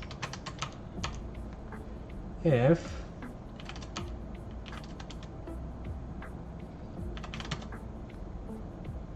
we skewed this over 500, okay, wait, that's looking pretty good too.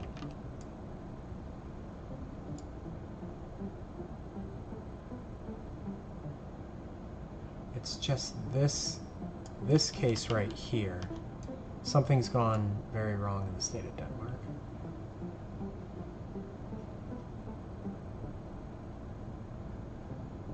They're both wrong in this case, right? Like they're clamping out. Like they know when they need to be long, but then they don't. They seem to be clamping out at some value where they don't know when to be short. Okay. What have I done? What have I not accounted for? I have this sneaking suspicion that I'm overthinking this and I'm making it too complicated. So, in this case,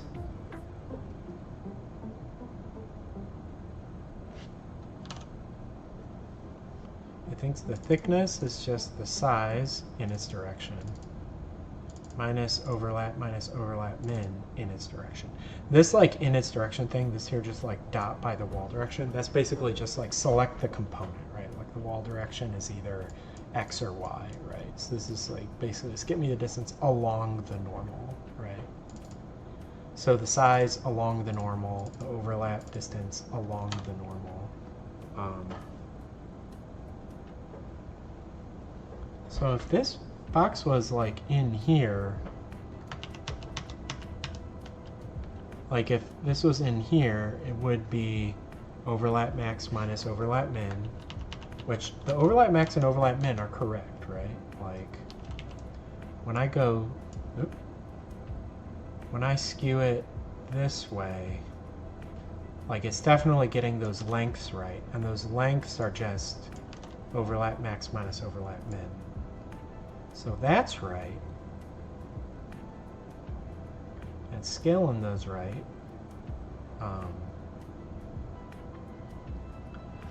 But when it's going this way, there's like some point past which it's just like not. Oh, there's like.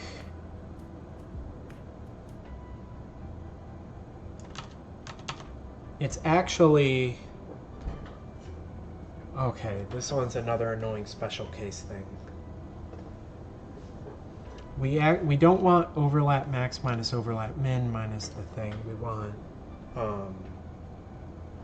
this distance is basically just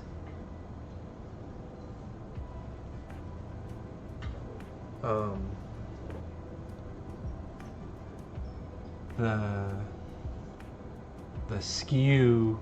This is just the skew distance, and then, but that's only for this one, right? Once we start talking about this one, if we're fat bottom, we want the size minus the. Okay. I'm thinking about this all wrong. I can. Okay. There's gotta be a simple way to think about this that I am not considering, that, and I'm an idiot for not thinking about it correctly.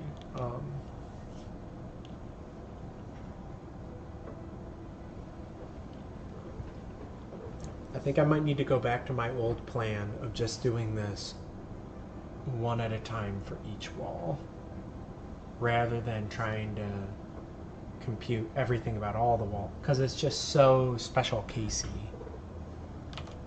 Okay, let's do this by special cases.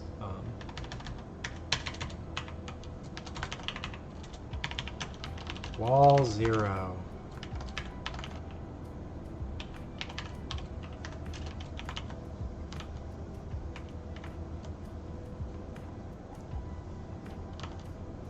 Here, let's just like draw this diagram that I have on my sketch pad in the code.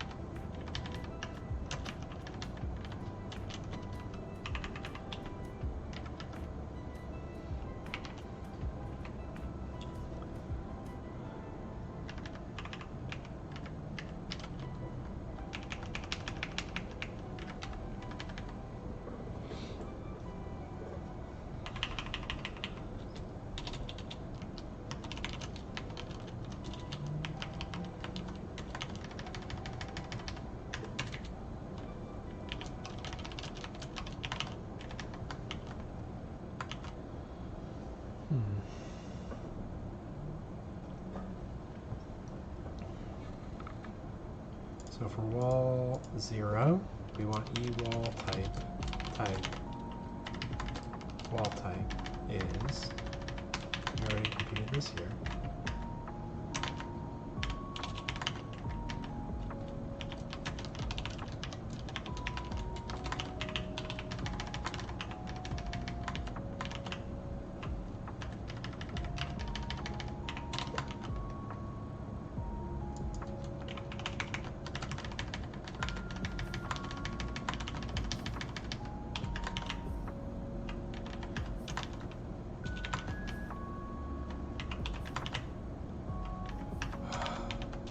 I feel like what's going to happen is I'm going to blow this code out from a loop into just 4 cases, and then I'm going to make it a loop again. Like, this is going to go back and forth. I don't know. My brain is not yet wrapped around this well enough.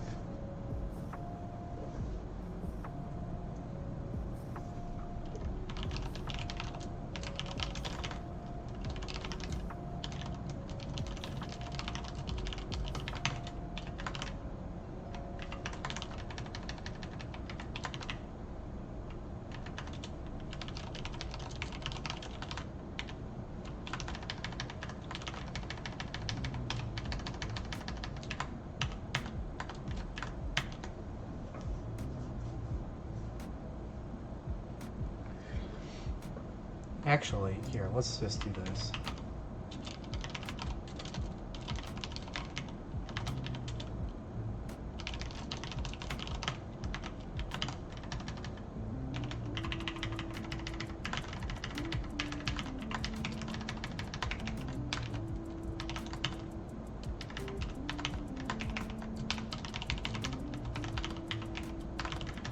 It's so stupid, but whatever.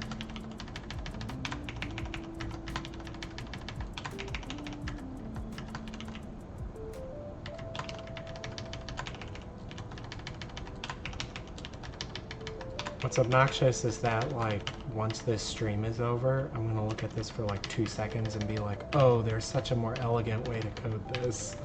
And then I'm gonna do it, and everybody's watching this on YouTube later screaming right now because it's so obvious what I should be doing. Is gonna be like, why are you just doing it this way? And I'm gonna be like, I did do it that way later.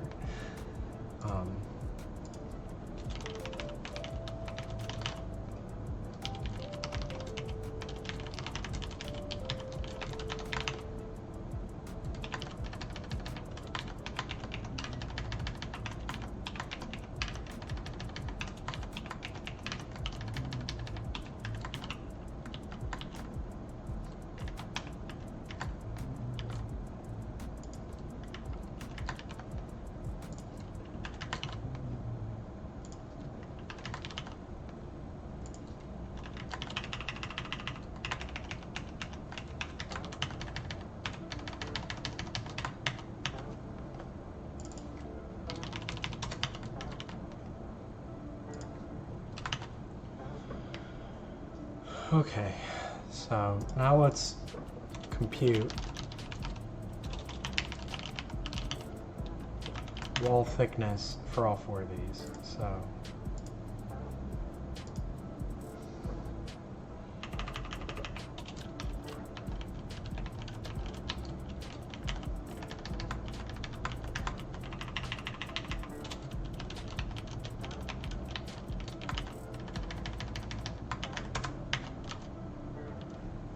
So once again, this is going to depend on, like,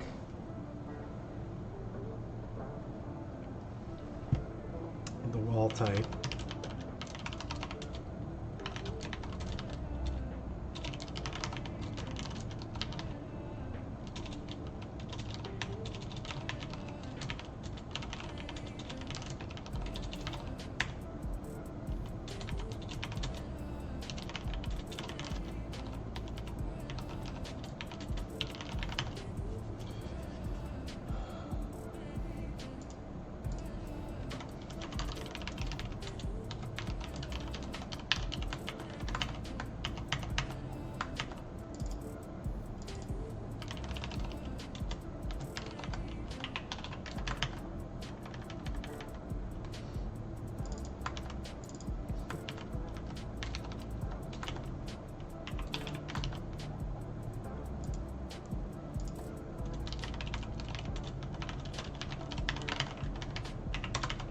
okay, if you're fat bottom, then the wall thickness for number 0 is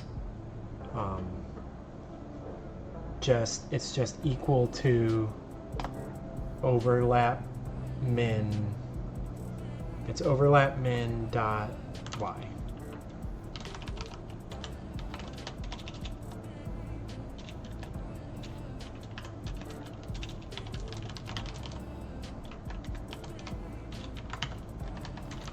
And if you're fat top, then it's size minus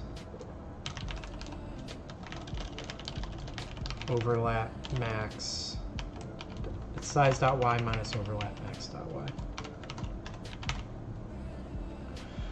Now let's write a similar function for all 4 of these stupid walls.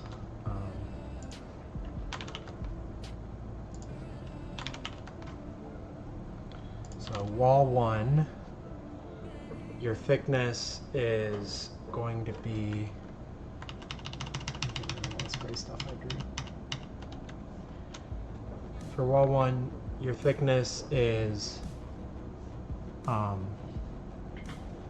size x. If you're, wait, okay. If you're fat bottom, then it looks like this. So that makes it size x minus overlap max dot x.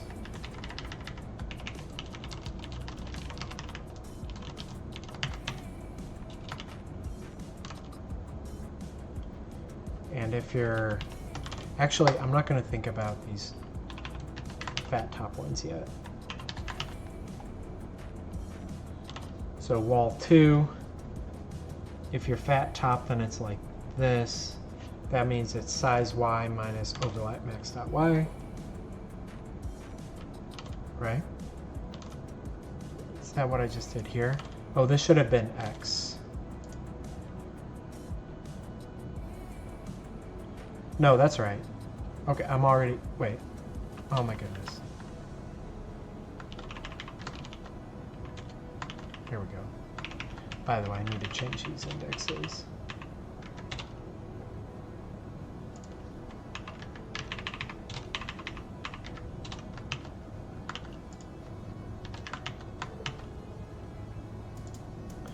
Then for wall 3, not thinking about fat top yet. The fat bottom. If you're fat bottom on wall 3, that means it's overlap min. It's just overlap min dot x.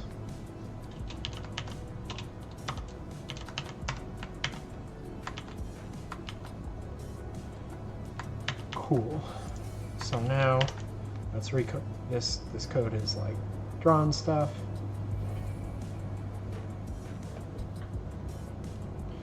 Not compiling. Why aren't we compiling? 277. Thickness is undefined.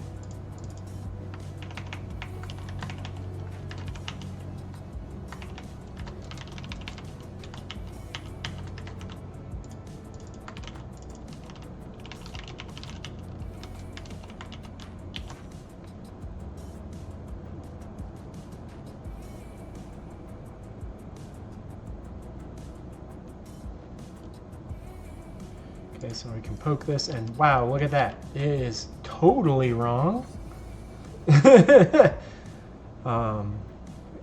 What have we done here? So it's, are these positions wrong?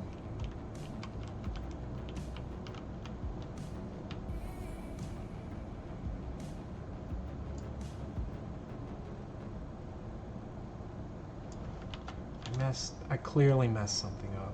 What did I mess up? Oh, am I not computing these wall positions? No, I'm getting them.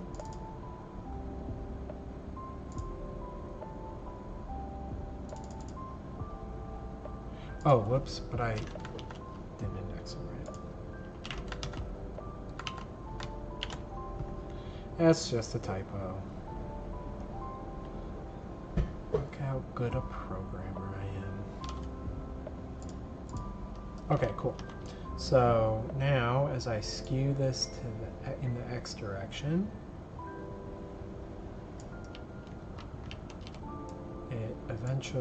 Okay, yeah, it's working right. Now this is not working right. This is like, what the hell is going on? So let's actually put a breakpoint in here so that we can inspect this.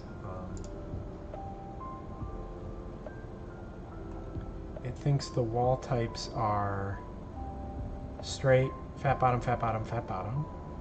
Okay. So it's got all the wall types right. But one of these is not showing up. Or it's just being placed in the wrong place. Let's see. So straight, fat bottom, fat bottom, fat bottom. We're looking at wall 3. Something is being computed wrong for wall 3. Oh, wall type 0. Oh my goodness.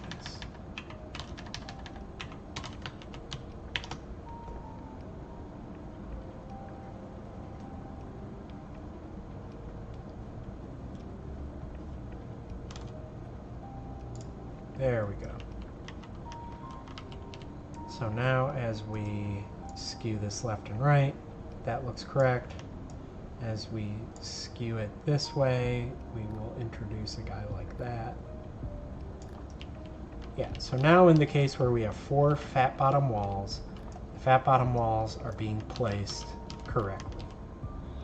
So the next thing I think we need to do is to handle this case.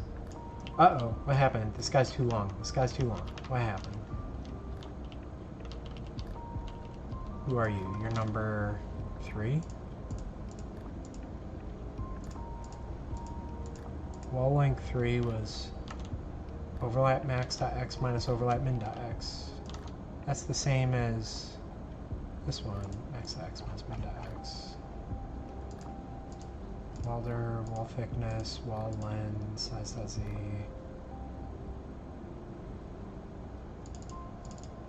Wall length get... No, wall length is getting set. No, I don't like... No. Why would this one be correct, but this one be wrong? Here, let me put a breakpoint in and just make sure. Let's just check the data. The wall lengths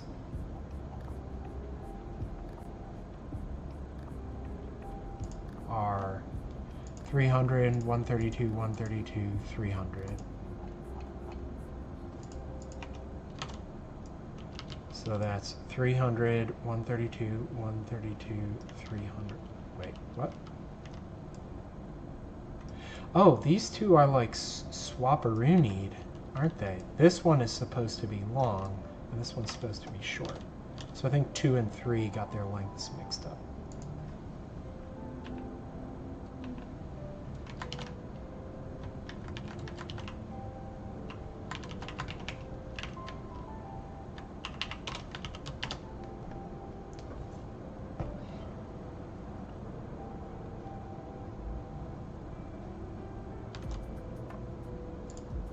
Oh, okay, yeah, okay. Getting better, getting better. So now as we skew this way, we can see, you can see I'm not clamping the skew yet, so that can overextend. We'll have that fixed up. But now, as we go this way, now we need to handle all the fat top cases. So we'll handle it first just for, we'll handle it for all of them. So the thickness here for the X direction, if it's a fat top, right?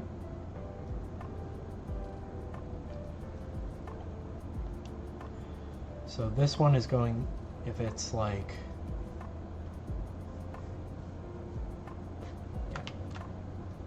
so in this case, if it's extending this way, it's, the thickness is the size of the top.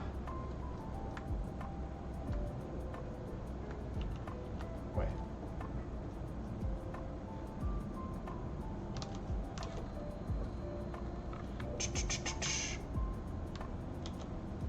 What is this exactly? It's, we want to get the distance from here to here.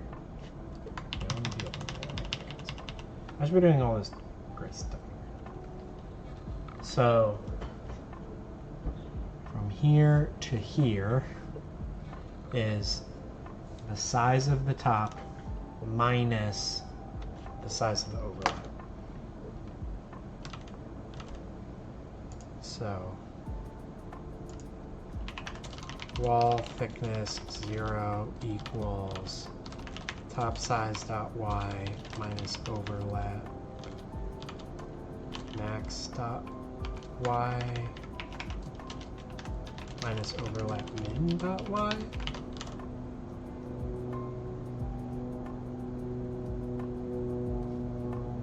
What's another way to think about this? We want to go from, we want to get, this is at, wait.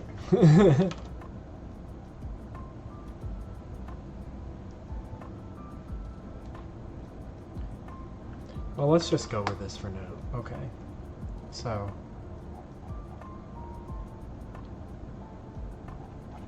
when we go to draw this, it's going to be a little complicated.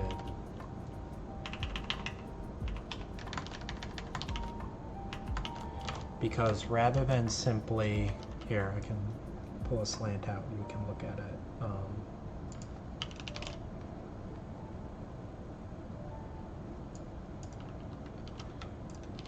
So to get this slanting up, we need to rotate it. What do we want to do?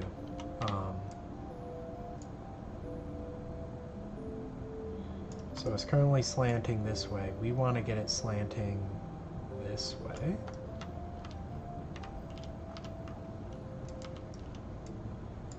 Then we translate it this way. Because like if we think of like this intersection here as the origin, right? We need to rotate it so this is lying along the y-axis. So we need to rotate it around y. So let's start with that.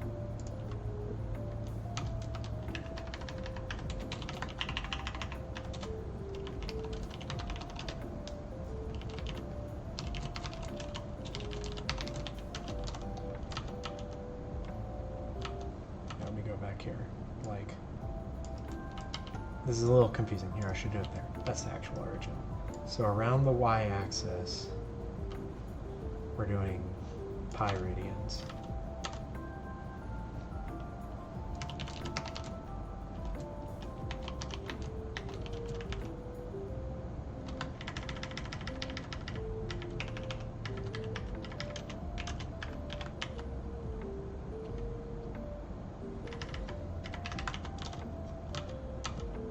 That takes us here.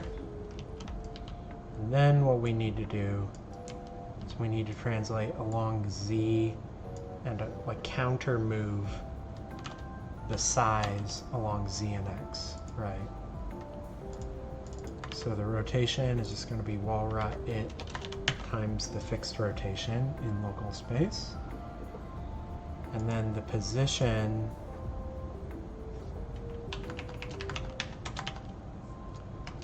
what was it in x, we want to add in wall thickness it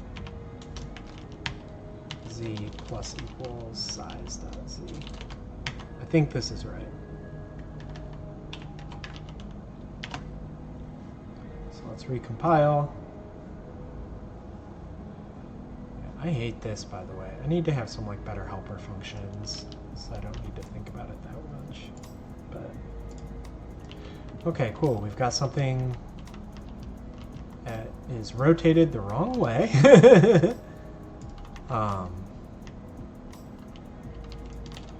What if we did?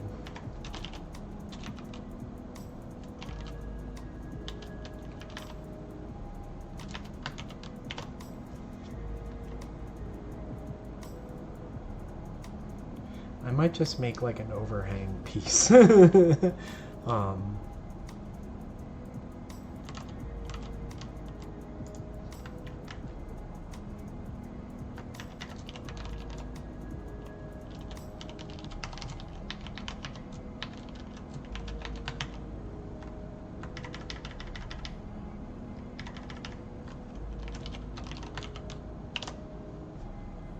think I need to do 2 rotations.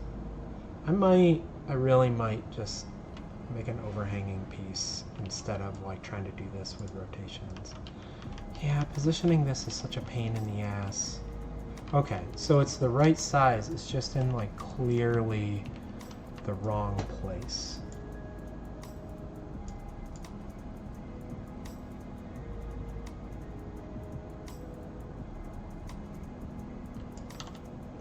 What if we didn't do these modifications? Would that just be right? Is it, I just need to do that fixed rotation?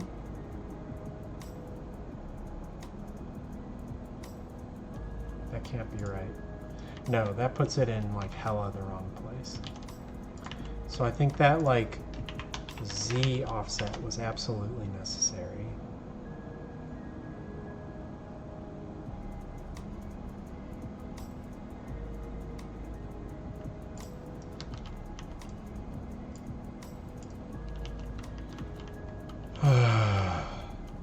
Wait, other stuff broke. Why did other stuff break?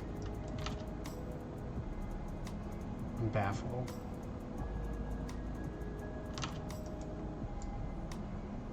Where's all my other walls? Oh, it's because it's all pulled that way. Okay.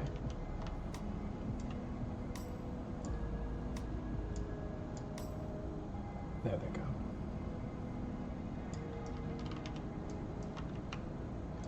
Okay, so it's like clearly just totally offset. It's in the negative. It needs to go thickness in the Y direction. Oh wait, no, but this is, I need to think about everything relative to its orientation.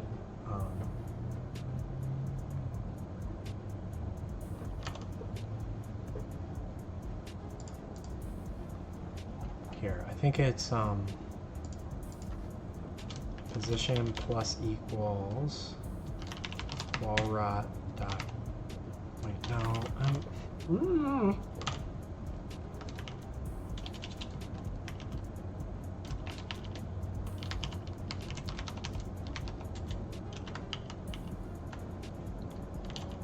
So clearly it's like X needs to go wall thickness, and it's Y needs to go wall length.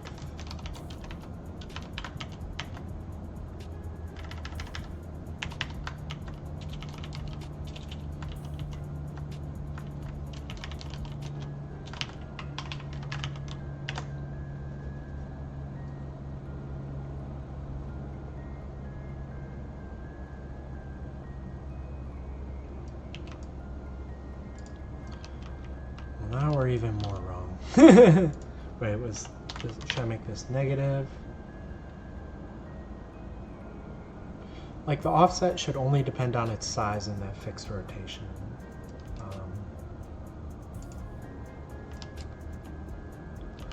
No, clearly it depends on more.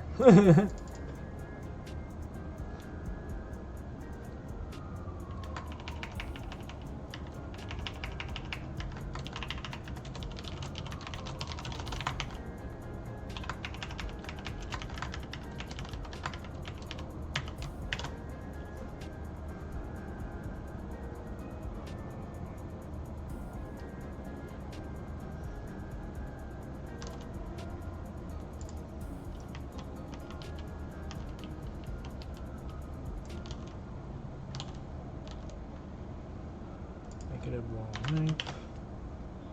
Do I need to like unrotate this instead of negate it?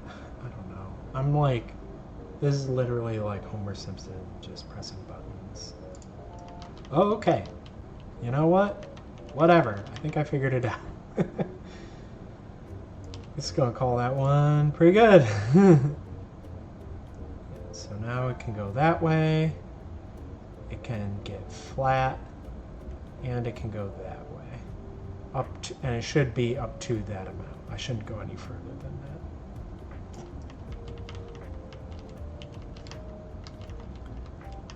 Cool. So let's compute that thickness now for these directions as well. So I should be able to like get Can't go that way.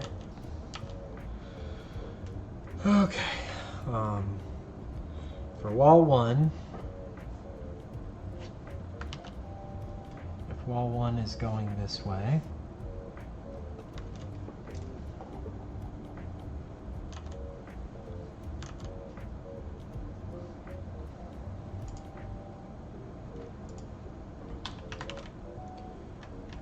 it's going to be top size.x. Is it just, I wonder if it's just these parameters, if this works for all of them. That would be quite nice.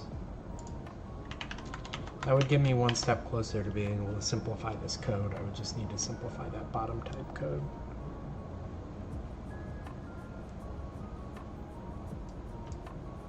Oh, no, I've done something terrible.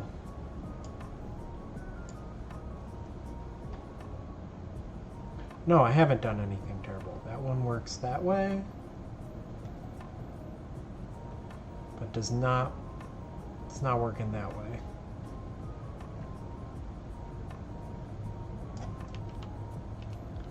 Wait, does this still think it's...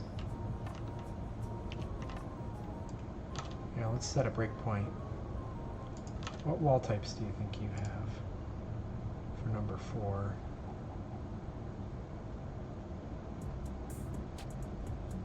You think your wall types are fat top, fat bottom, fat bottom, fat top.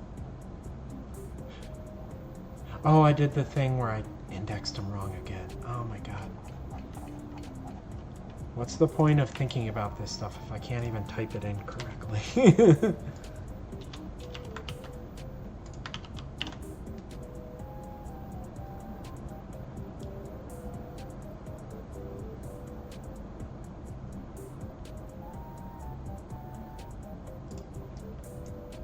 Okay, okay.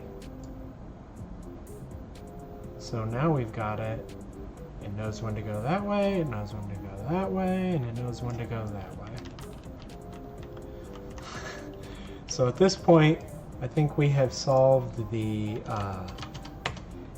easy part, which is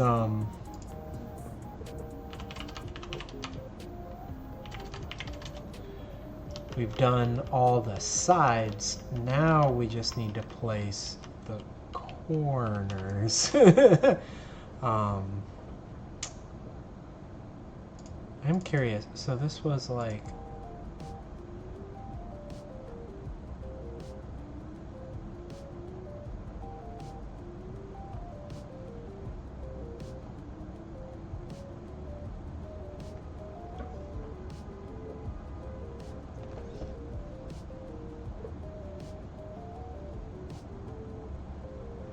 I guess I won't think about it too much,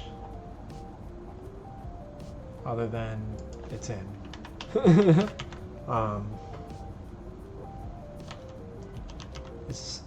I know there's a way, there's gotta be a way to go in here and like, just by configuring the positions and the orientations and whatever this stuff, that like I could compute these same things but in a simpler way.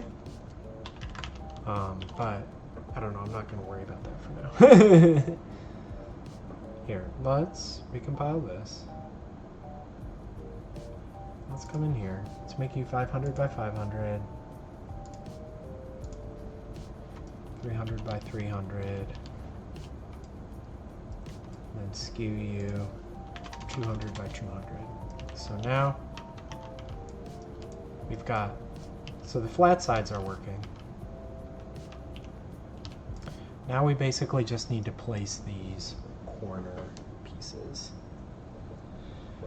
And part of the reason that I was saving all of this information about each of the walls as opposed to like just computing it and then immediately calling in to these functions is because I want to reuse that wall information when I'm plotting the corners. So now let's do the 4 corners.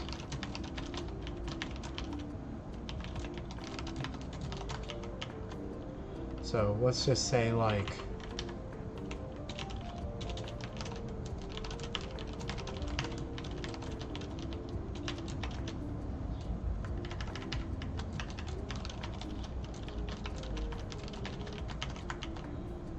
so we can get we'll have this, so corner 0 is actually going to be between wall 3 and wall 0. So let's say prev it equals 0, then it will be 3, otherwise it will be at -1. So we have the previous wall, we have the next wall. Here, let's say next it. So it, in this case, is iterating over walls. So now we know to skip it if the thickness of either wall is 0. So if wall thickness next it is less than kind of small number, or wall thickness previous it is less than kind of small number, continue. This is basically handling like these cases over here, right? Where the area is 0 of the corner. Then, so corner 0, your position, okay.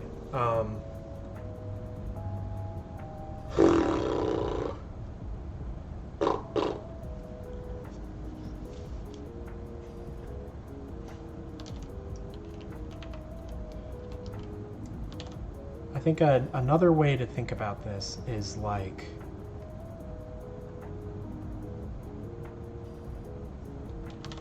if either of your sides are straight, then there's nothing to add. Otherwise, it depends on the types of the two sides. So let's actually just do a thing for this wall type.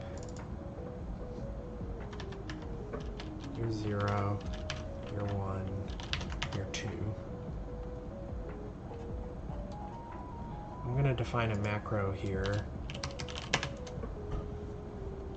Wall combo T1, T2 is going to be T1 or T2 shifted 4.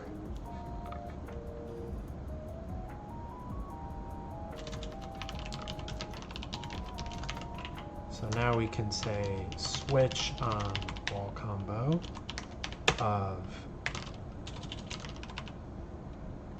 wall type previous it, wall type next it,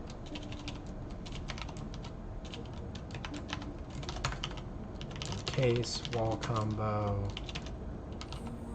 wall type fat bottom, wall type fat bottom.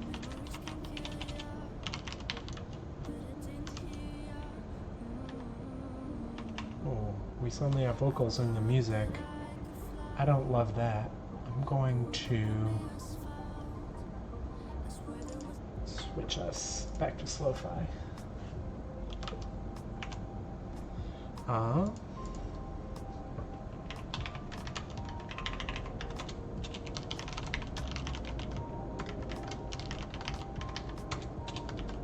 Case wall combo WT fat bottom, WT fat top. Case wall combo WT fat top, WT fat bottom,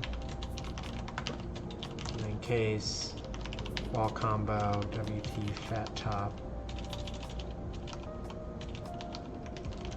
WT fat top. Good. So I'm just, all these wall types are integers. I can combine those into a sort of double integer. And then I can switch on them, and now I've got different code that I can handle. Bottom, bottom, bottom, top, top, bottom, top, top.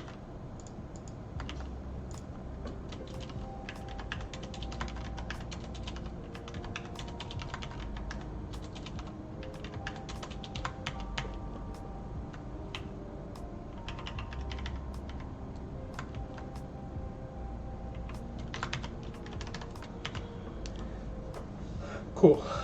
So let's start with the simplest case where both corners are fat bottoms, right? So I'm going to add a static mesh. Owner's owner. The mesh is SM. We want just the fat bottom corner.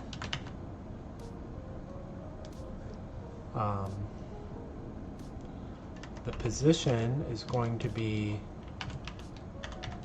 the wall position of the next wall, right? The rotation is just going to be the wall rotation of the next dingus, I think. And then the scale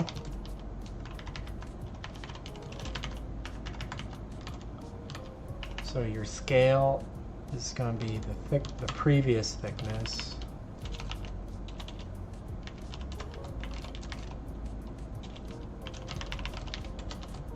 the next thickness and then size density.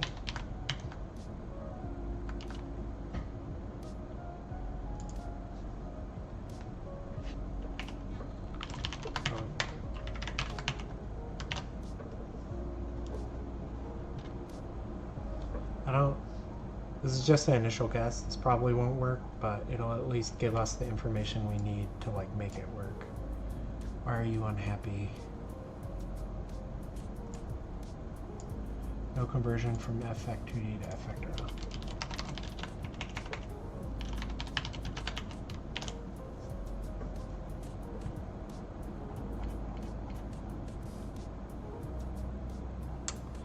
Another error. Missing colon before semicolon on 321. Ah.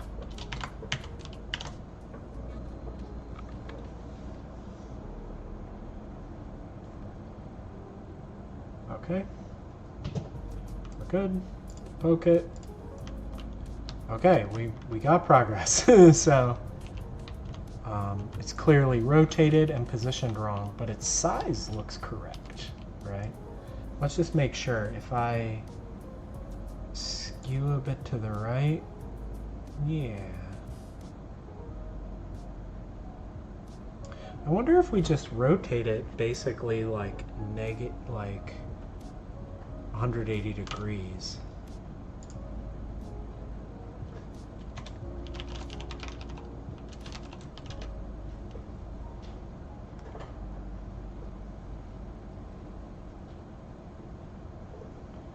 Rot vector up vector pi.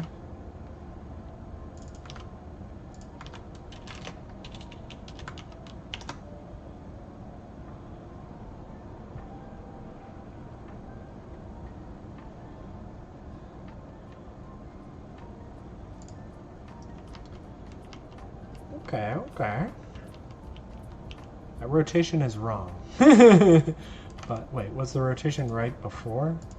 And it was just the position that was wrong?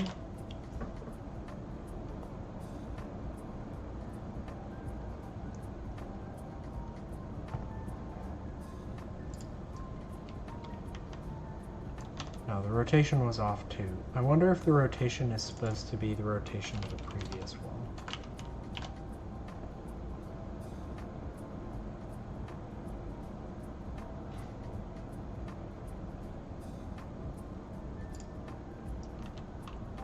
That looks right. That looks right.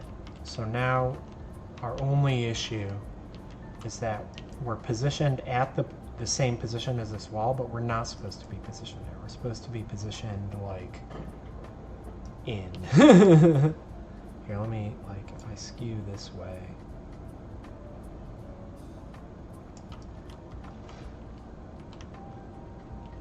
So if we think about it, like, we've got this position, and we've got this position, and then we've got this dingus, is where we want to be.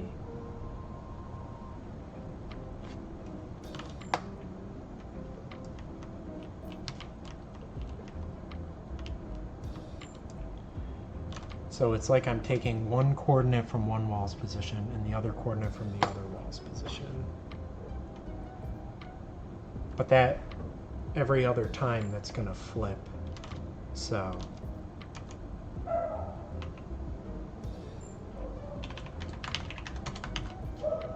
let's say, yeah, wait. I should be getting these for all the corners though, right? Like,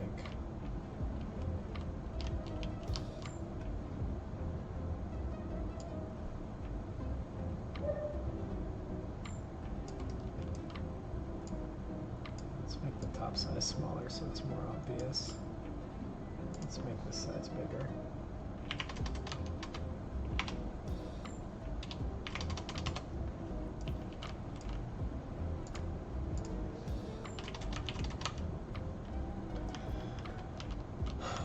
They're so close. So they've all just gotta like go in by the thickness of the next wall, right? So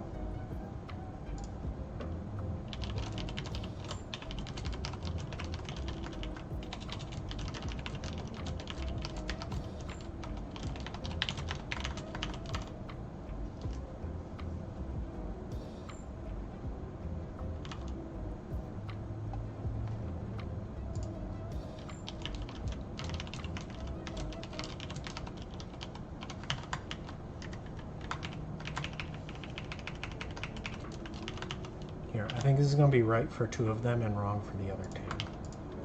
But I think it's a start.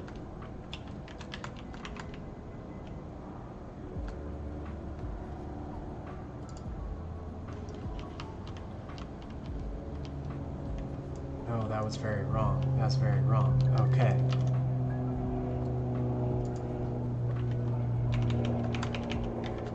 Let's go back to what we had before.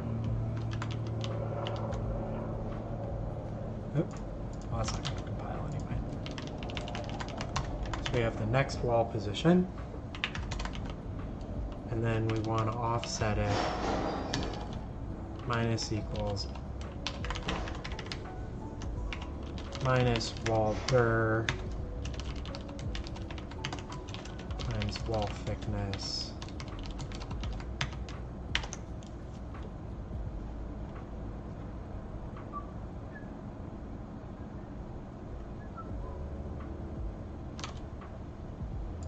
hell yeah, okay.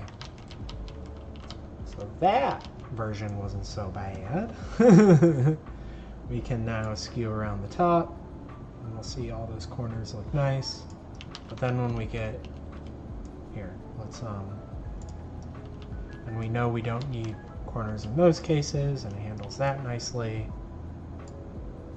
So the last thing is if I extend it past the end here. Here's a case where we're going in on one and out on the other. Well, let's actually, this is the weirdo case.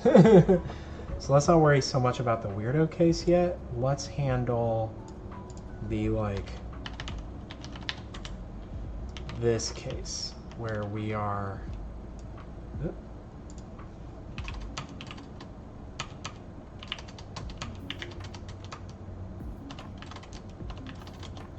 there we go.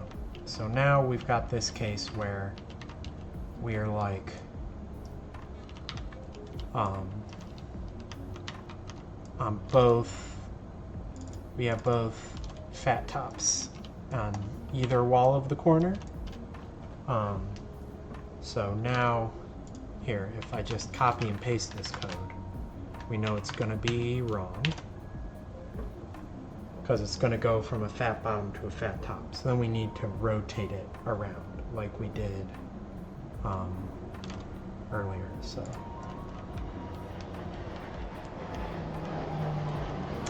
yeah, there's a lot that's wrong here. Already we can see it. So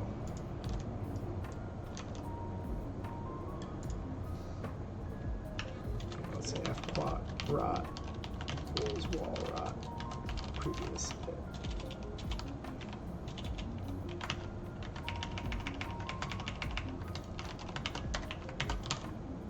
So we know we're going to need to do basically the same fixed rotation that we did here. So what if we just apply that?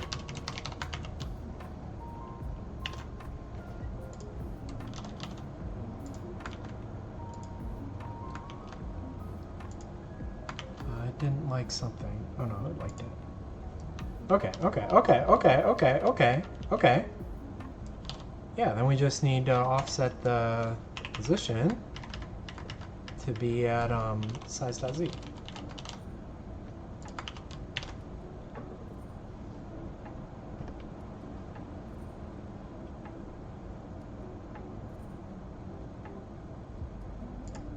Whoop!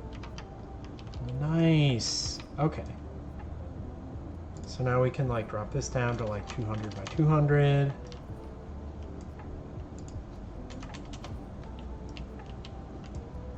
If we make this 500 by 500.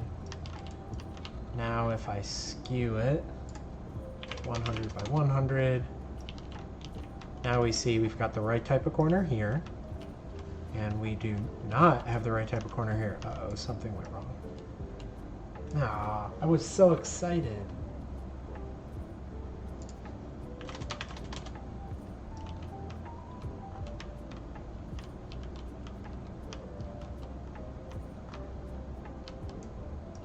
What's going on there? I placed it here.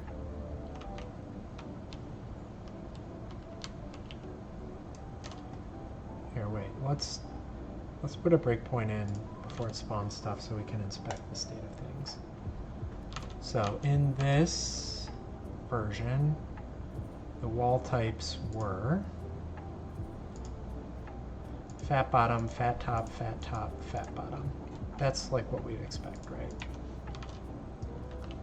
Was fat bottom, yeah, starting going around this way, fat top, fat bottom.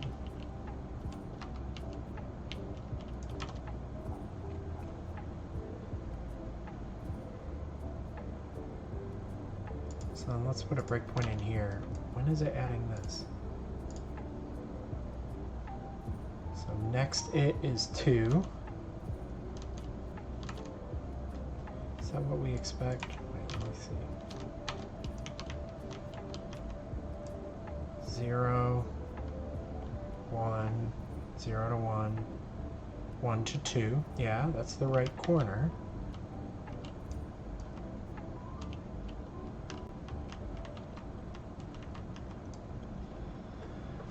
Man, I was so excited. Now I'm all bummed out. What's going on?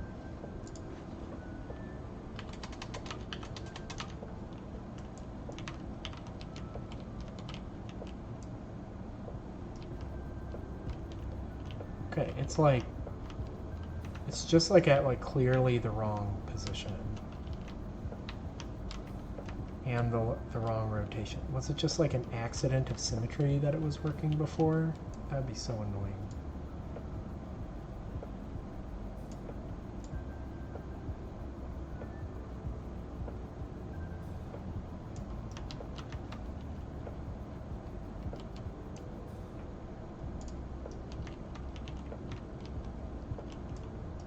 I'm really confusing myself now.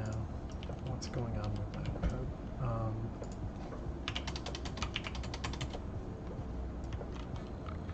1,000 by 1,000. Let's do 900 by 900. Almost a cube.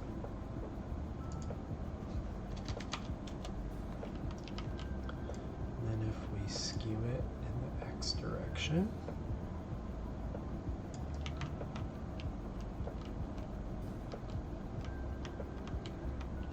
we've got one corner placed correctly and one skipped. Wait, here.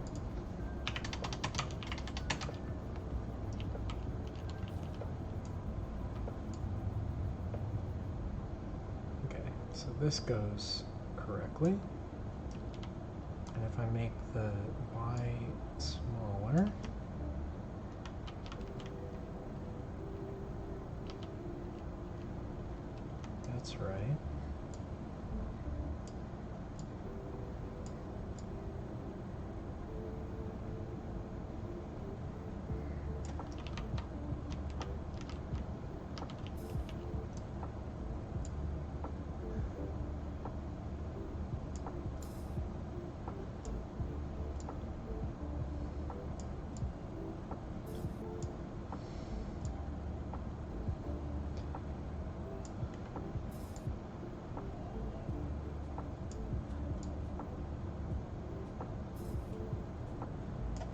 Okay, these corners are just clearly getting placed wrong.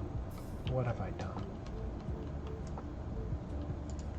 If it's 500 by 500, and this one is 1000 by 1000, and it's skewed negative 250, negative 250.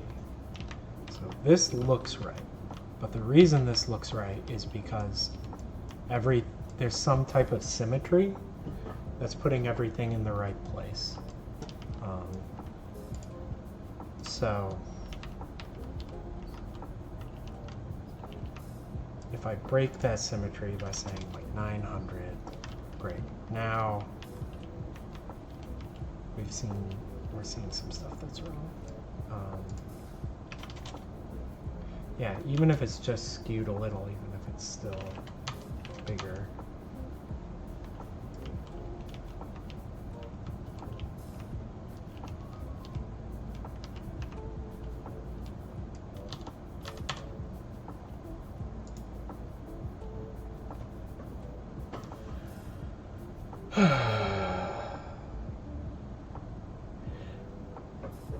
Turning this stuff from like fat bottoms into fat tops, like how exactly I do that transformation, I think I need to separate that out from the code.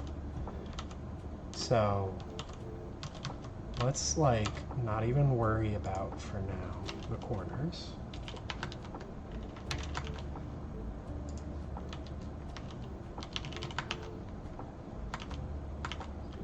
Let's just focus on the wall placement and like everything I did right here.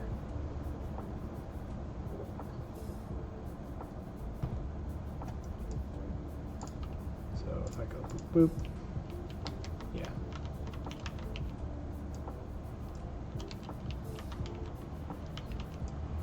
So let me just dupe this, nest it under there, zero it out. Zero out this rotation.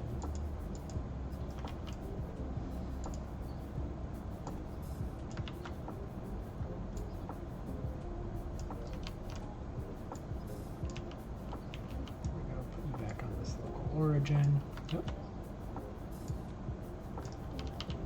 Now, if I wanted to take this slope and simply flip it upside down,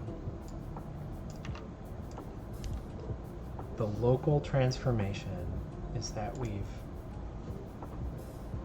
gone up in Z, and we also did a 90-degree pitch. So what if I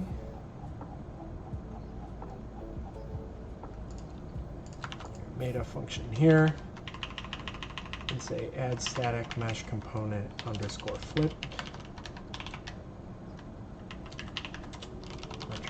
add static mesh component owner in mesh position rotation scale increase. Okay. I think there's another part of this, which is if I scale this in the y-axis and I scale this in the y-axis, that's fine. But if I scale this in the z-axis, this needs to be scaled, or if I scale this in the x-axis, this needs to be in the z-axis. So the y's match, but the x and the z are flipped. So rotation is rotation times f quat, factor 0, 0, 1, 0, 5 times.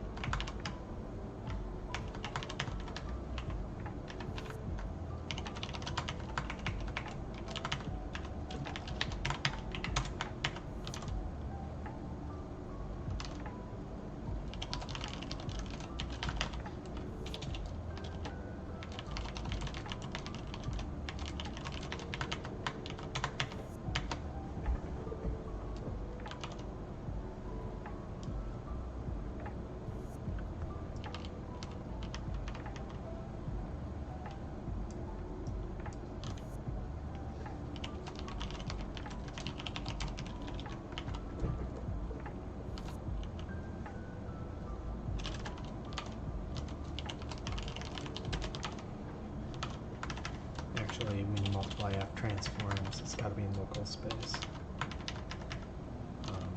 So, when I did this,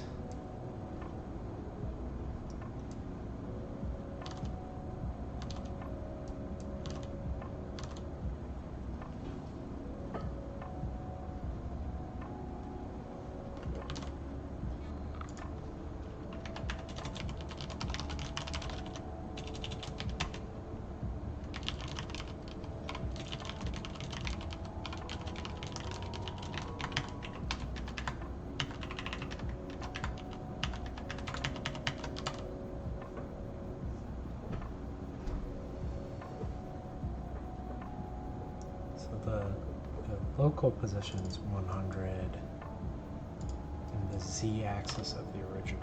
So the new position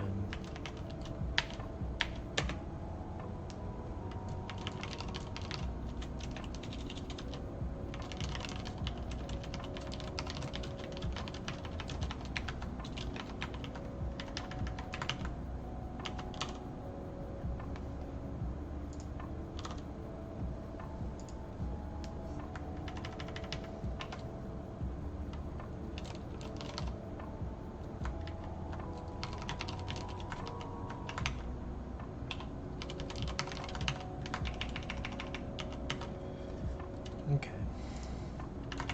So what if I take this flipped function, and instead of doing this stuff,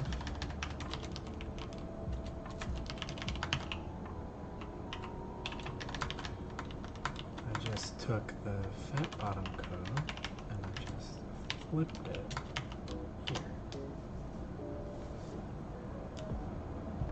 I don't think this is gonna work, but maybe it will. It certainly simplify things. What did I do? Got a code, but 29. Okay, so that new function I wrote.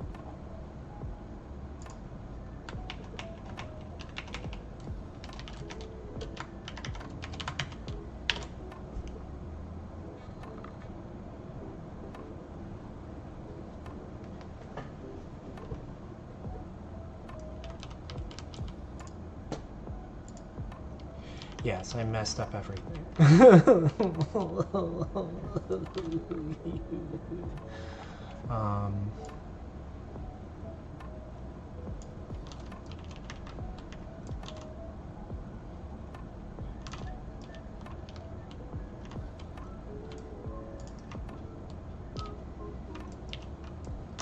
So the transformation to get from the normal to the flip, I mean, I've got it here.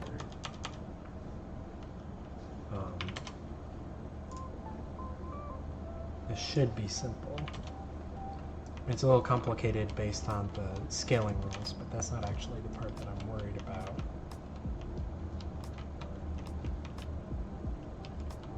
Okay, actually all these guys' rotations are wrong. It's totally wrong.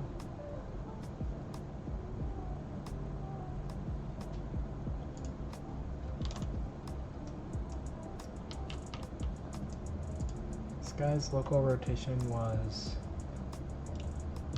-90 in the pitch. Oh, I did 90. Whoops. No, but it should be positive because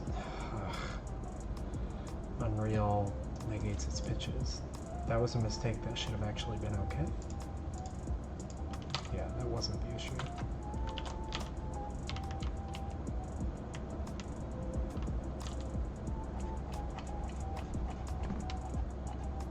My code doing again? Fat top position is this, and feeding it the same transformation that I fed to the fat bottom code, and then I was just doing a local transformation. Wait, did I add flipped down here? Yeah. Time for fat bot. Oh, we're just.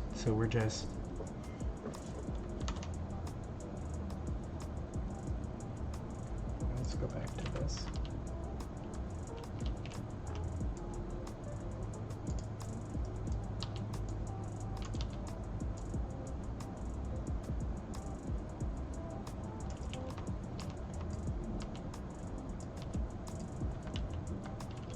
Okay, so I can do a 90-degree rotation to change it from top to bottom. Great. That's in rotation times... Oh, whoops! Oh my goodness.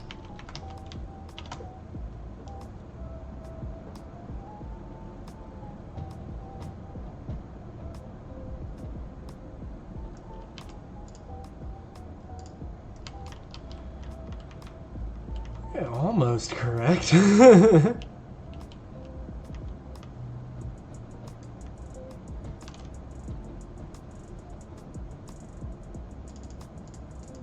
Oh, whoops. This should be in scale to X, right?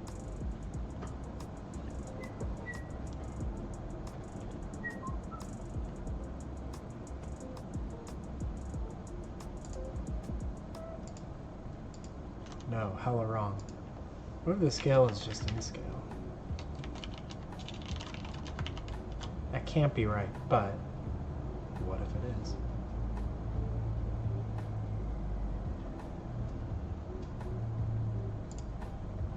No, it's hella wrong.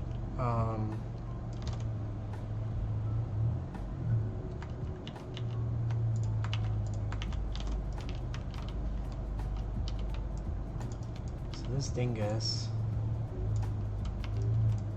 when I scale the base along the x-axis, this dingus scales along the z-axis. So input x gets plugged into z.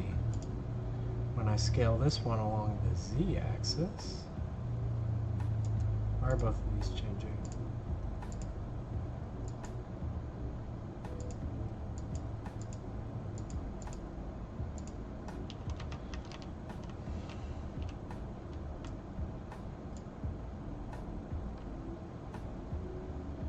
This one scales along the z-axis. This one has to scale along the x-axis.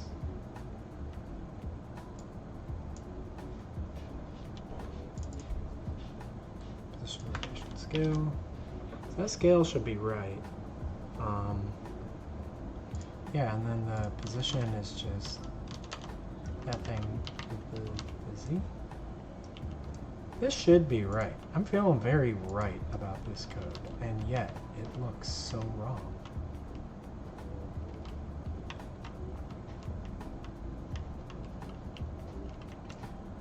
What is the problem?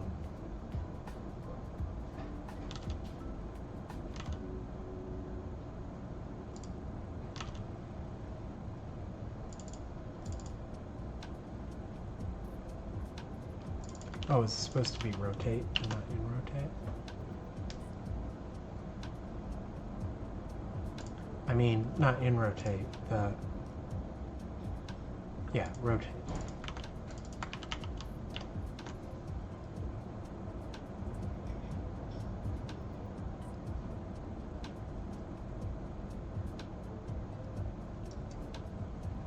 Wait, I don't think that's right either, but let's see. Yeah, that's hella wrong.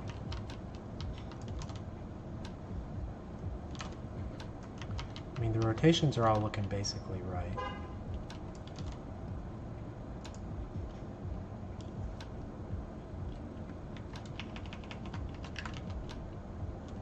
That can't be right, wait.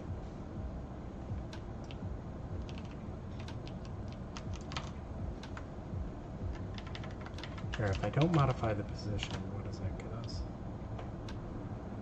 So rotation and scale are looking right.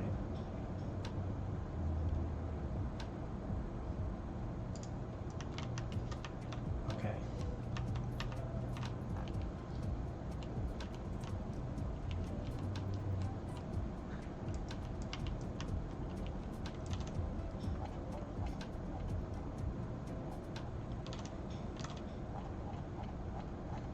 Oh, I think that's actually right. I think it's just that we don't need to do this Walder thickness thing.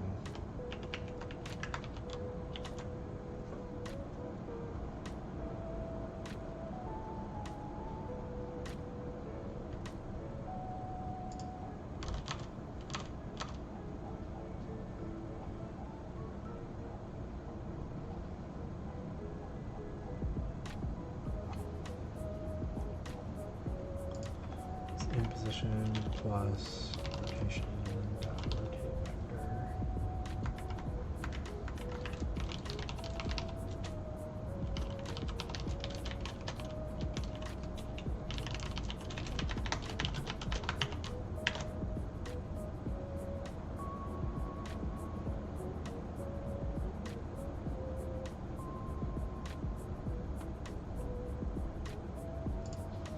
There we go. Okay. That simplified some code. So now, for doing these corner pieces, we can use this same add static component flipped and just not have to think about the flip stuff. Let me just make sure that that transform also makes sense for the corner pieces. So we have a slope corner. Stick right here. We'll dupe you. Attach to this. Zero it out. Then if we do the 90-degree pitch and the 100, that does in fact change it from a fat bottom to a fat top. So the same transformation should apply. So we should, in this code here, be able to just take our fat top code, add flipped, and remove this wall thickness check, just like we did for the walls, and that should place the flipped corners correctly.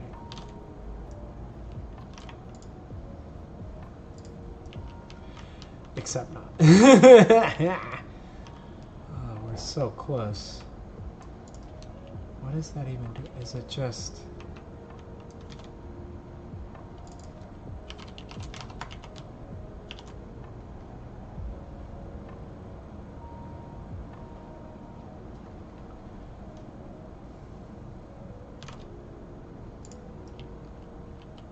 Well, that's wrong.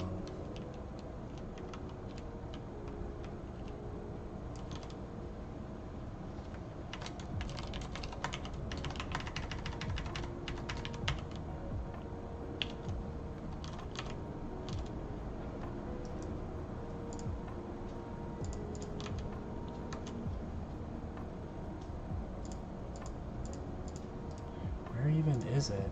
Here, let's look at wireframe.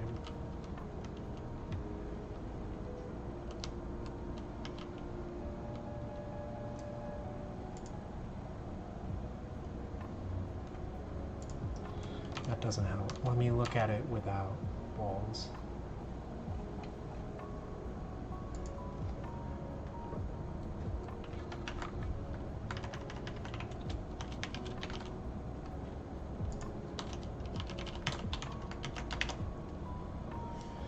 I did not expect this problem to be this hard. I feel like I'm making it extra hard on some level.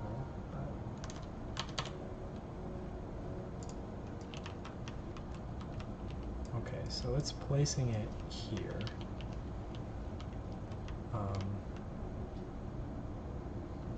Oh, actually, this transform isn't right. We can't just flip it that way.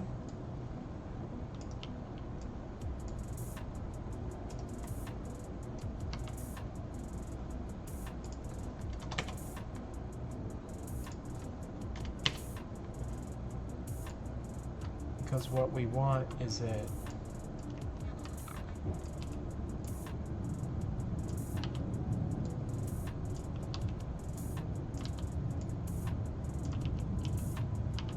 that's what we want. It's definitely more complicated.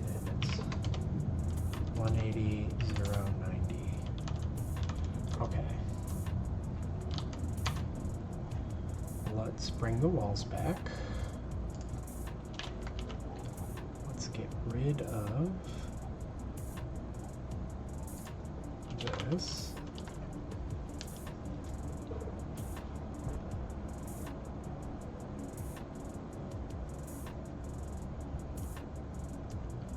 So now dingus, dingus. If we poke it, we'll get those walls back.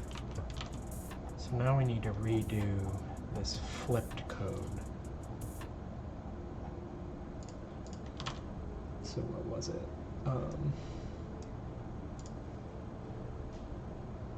So it's still just 100 in Z, but we have to do 90 degrees yaw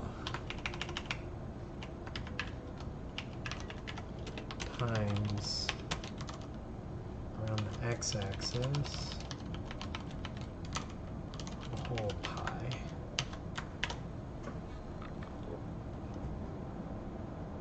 So if we do this rotation, does this math still hold up? Oh, I think the scaling axes are going to be different too. So when I scale x on the original, let me turn off scaling. When I scale x on the original, then I need to scale y on the new one.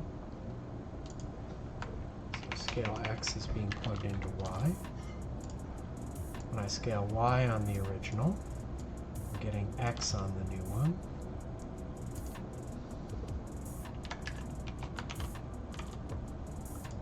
When I scale z on the original, that's still z. So we've just flipped x and y. That makes more sense. Yeah, z's the one direction that really shouldn't actually be modified. So, okay. Everybody is off by 90 degrees. Did I get the order of these?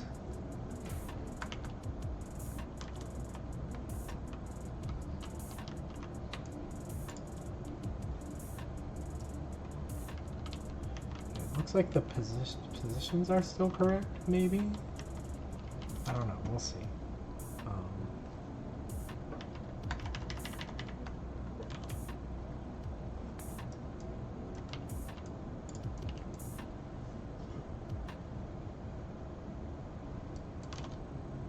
90 degrees around Z, 180 degrees around X. It doesn't make sense to flip these, but let me flip them.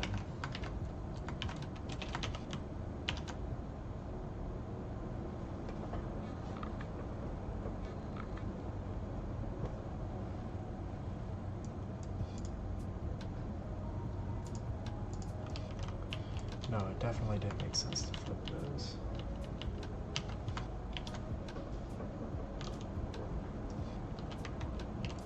Let me swap these back to slope, slope. Oh, it is different for the two. Oh, that's so...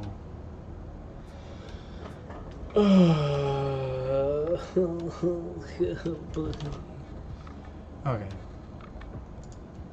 Let's copy this. This one is flip slope. This one is flip corner. So take this one back to the way it was. 90-degree pitch.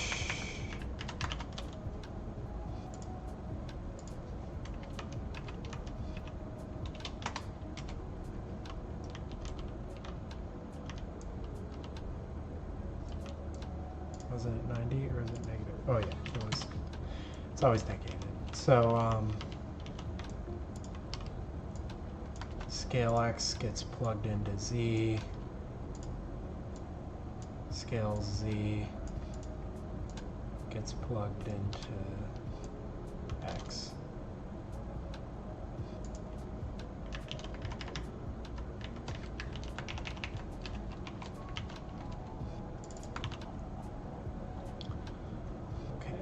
So this is now flip slope, and this one is now flip corner.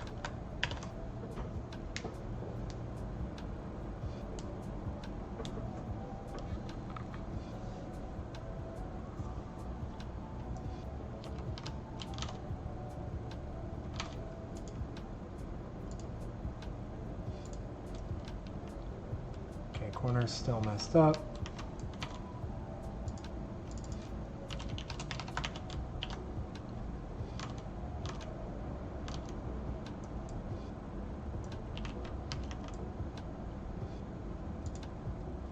Okay. Got our corner back. Now, as we skew around, this one's mixed, so we don't have a corner, but if I skewed it in the positive Y direction,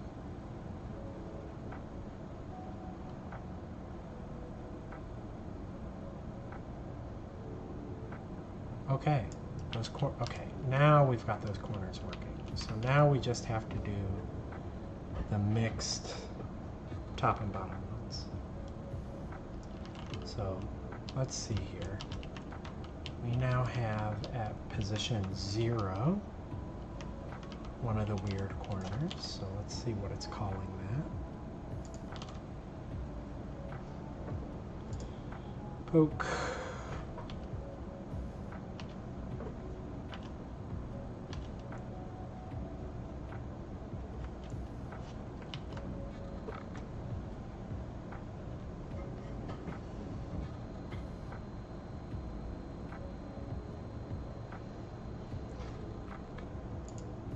We're going from fat top to fat bottom.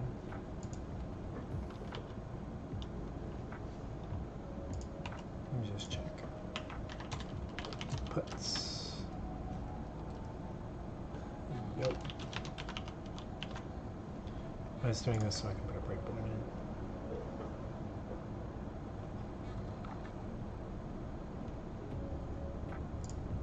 Okay, definitely hitting it. So.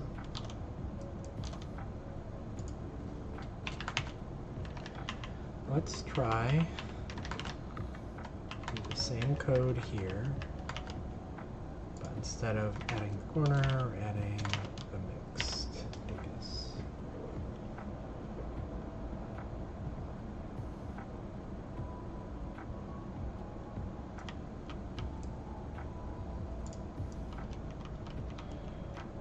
Clearly wrong.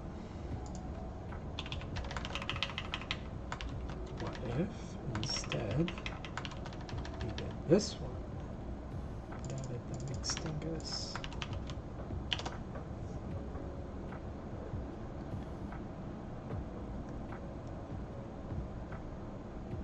Really hope this works.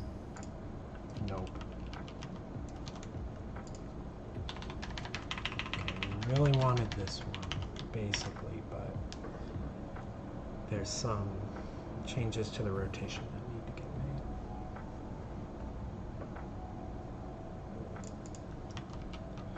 made. Yeah, its positions. Let's look at this original asset that I made. I think I may have oriented the asset strangely. Here's the weird corner. I have it extending on the bottom in the x-axis, and I have it extending along the top in the what is going to be the y-axis. That's actually probably, I think, the best way to orient this thing. So that actually makes sense. Okay, this one clearly needs to be flipped.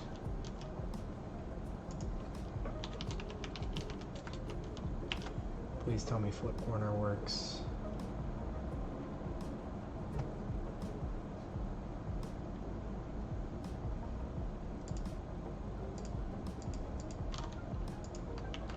Oh?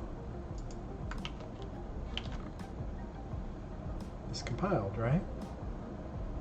Oh, I wonder if... Let me go to this. Make you weird. You weird. No, that's definitely the right way to flip it, right? Or is it? Wait.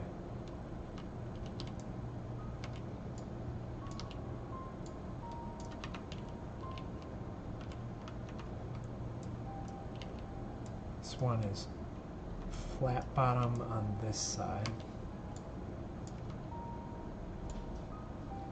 We've got flat bottom on top. And this one has the flat bottom on top. So what we actually want is it to be like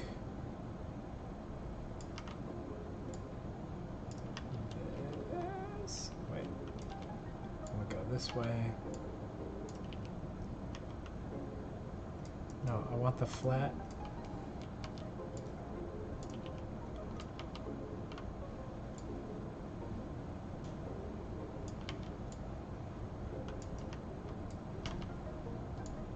Oh, I think this is one where there's...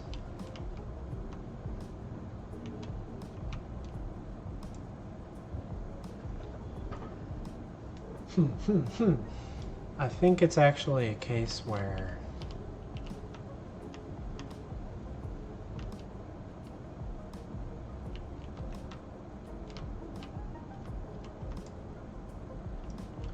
I actually need... like it's like a symmetry thing. I think I actually need to flip it.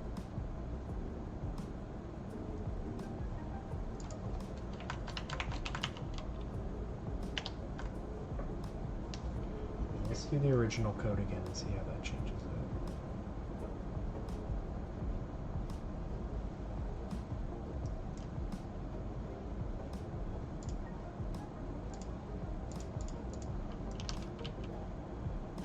Yeah, I think this is actually a case where there's no rotation that's actually right. I actually need to mirror it.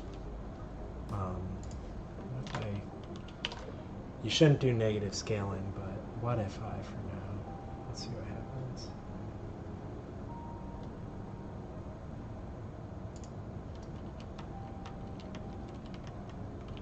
Okay.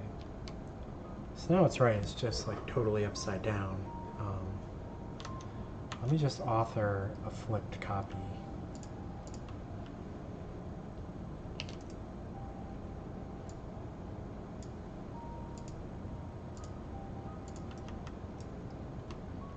So what we want to do is run edit mode, vertex. We actually want to take these vertices and we just want to drag them down to here. This whole thing, drag it up to here.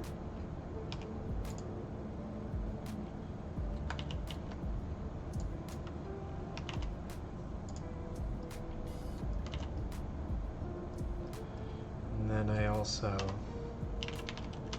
inverted it, so I got flip all the normals.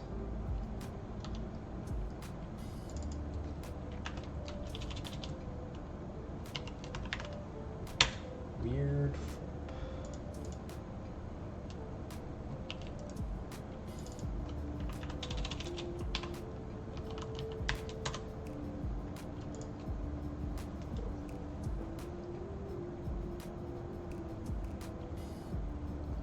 Just making sure it's in the right quadrant.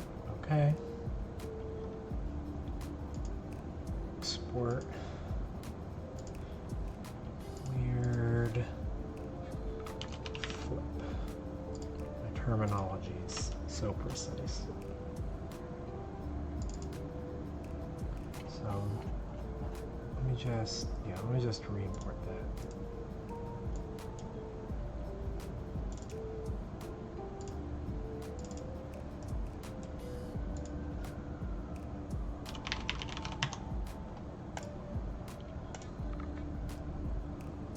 And then our deco test.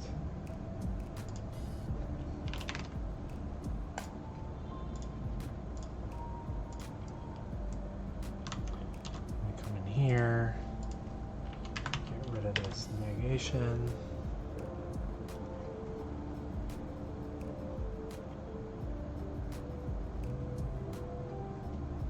Poke it. There we go. So now we've got the weird corner filled in. So if I change the top size along Y, skew along Y, yeah. So we can go in on this way, but out on this way. Now we just have to get this alternate here, and I actually think, here, I'm going to need to shut down the engine. So I need to add mixed underscore flipped.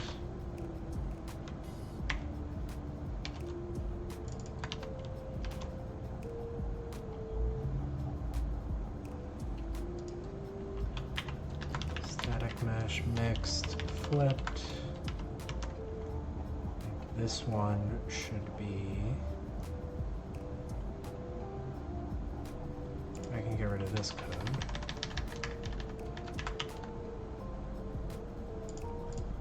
Now this one, instead of saying mixed, we want to say mixed flipped. And I think in this one we just use the not flipped version and it should be okay. Oh, there's been checks and I haven't noticed. JD Husk W says, Hui the different from a CPP file and CPP header in Unreal Engine. It's not an Unreal thing. This is a C++ thing where C++ compiles code and then it links code. So when it compiles code, it doesn't have access to the whole source. So it needs a map of what's in the files that aren't being compiled. That's what's in the headers. So the headers tell you about code that you may not have visibility on because it's compiled in little pieces, and then the linker puts those pieces together. The reason it was done this way is that it inherited it from the C programming language, and in the C programming language, it was designed for these old mainframe systems and like PDP-11s, I think they were called, that didn't have a lot of memory, so it couldn't hold the whole program in memory at once, and so you had to work on little chunks. It's kind of like a legacy thing now. It's not that important, but like it's baked into everything. It's like a load-bearing quirk. Does that make sense? I just covered like a lot of history. But yeah, basically in 1979 when they made the C programming language, it couldn't load all the files at once, so the compiler was designed to compile things in little chunks, and then the header files told you what was in the chunks that you weren't being compiled with, and that just became, you know, like entrenched. And so, yeah, C still works that way, C++ still works that way. There's a C++ standardization effort called modules that are trying to get rid of header files, but it's still there. So.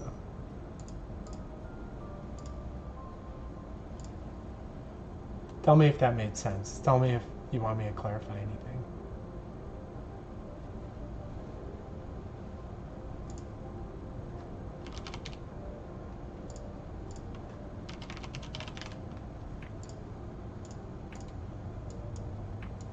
Okay, I've just been, sorry, I was off screen. I was just fixing this.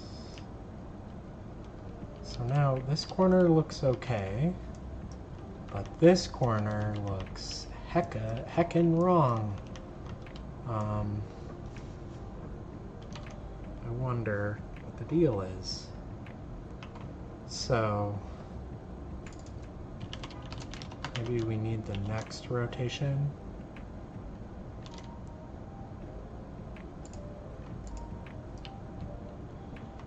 No, that's not it.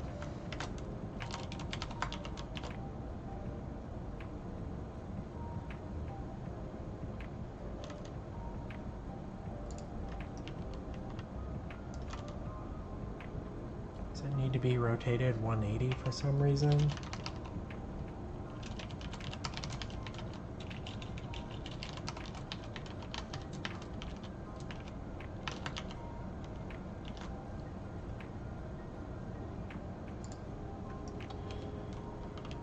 No, that made things worse.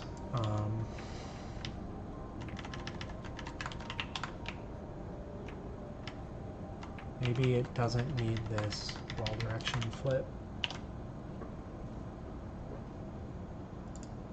Yeah, that's it. Okay.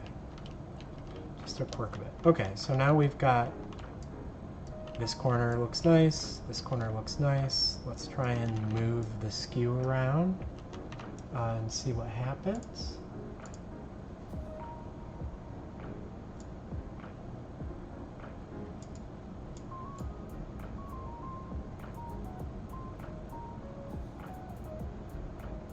Something weird is going on there.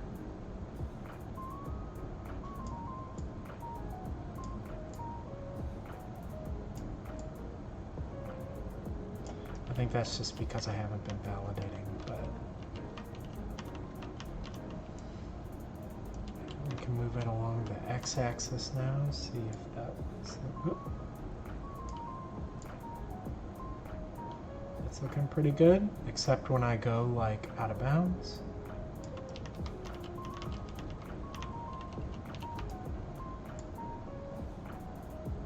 Yeah, you can see when I go out of bounds, this is as far as I should be allowed to go. I'm actually gonna fix that right now. So when we sanitize things, the skew cannot be greater than the size. So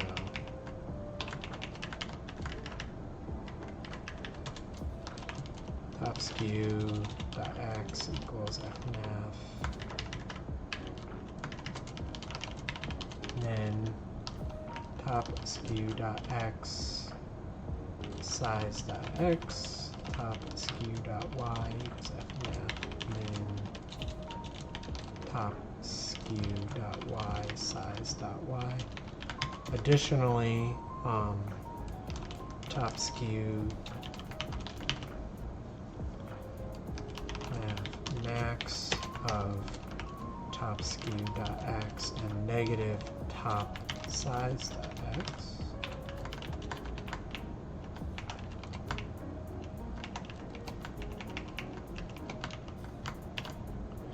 So this should prevent it from going out of bounds. If I put in like really big values, it'll just stop.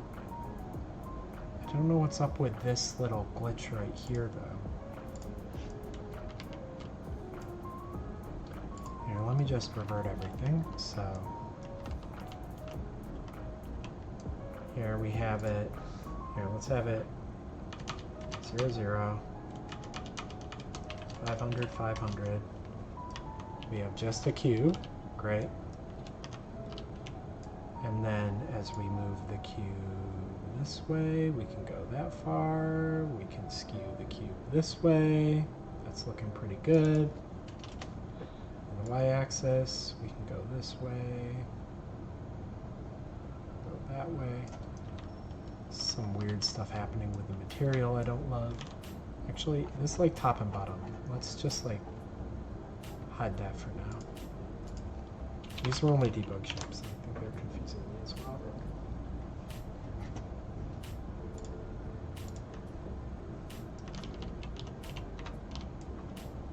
Boop. Yeah, you can see. This gives you a better visibility on what those skew shapes look like.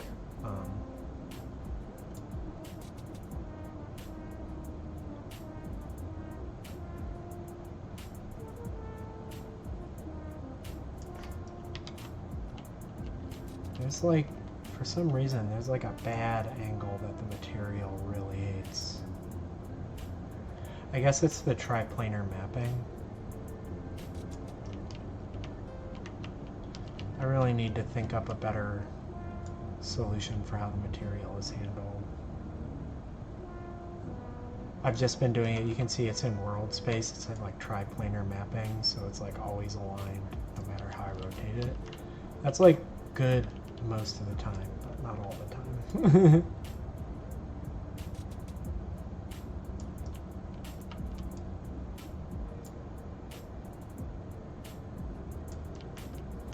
So now I can, well, I can't.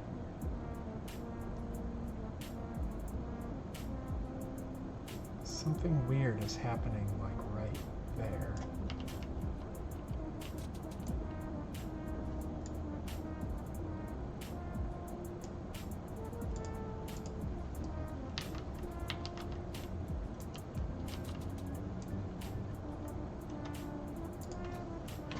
So close to this just working. Going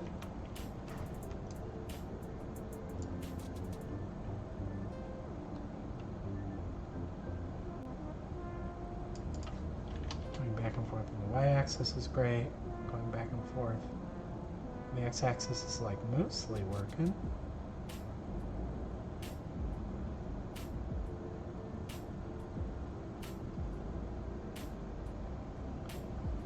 It's only when there's like a combination that it gets cranky.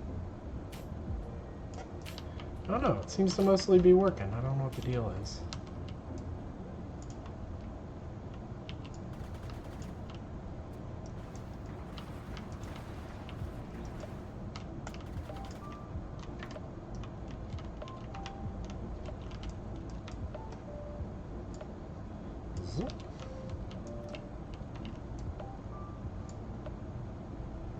Anyway, there we go. Now we can make all kinds of weird shapes. You can see it can slant, it can have cantilevered, it can have slanted walls, and it can have corners that transition either between slanted walls or between these kinds of walls. And it's just sort of okay with it. Wait, what's happening here?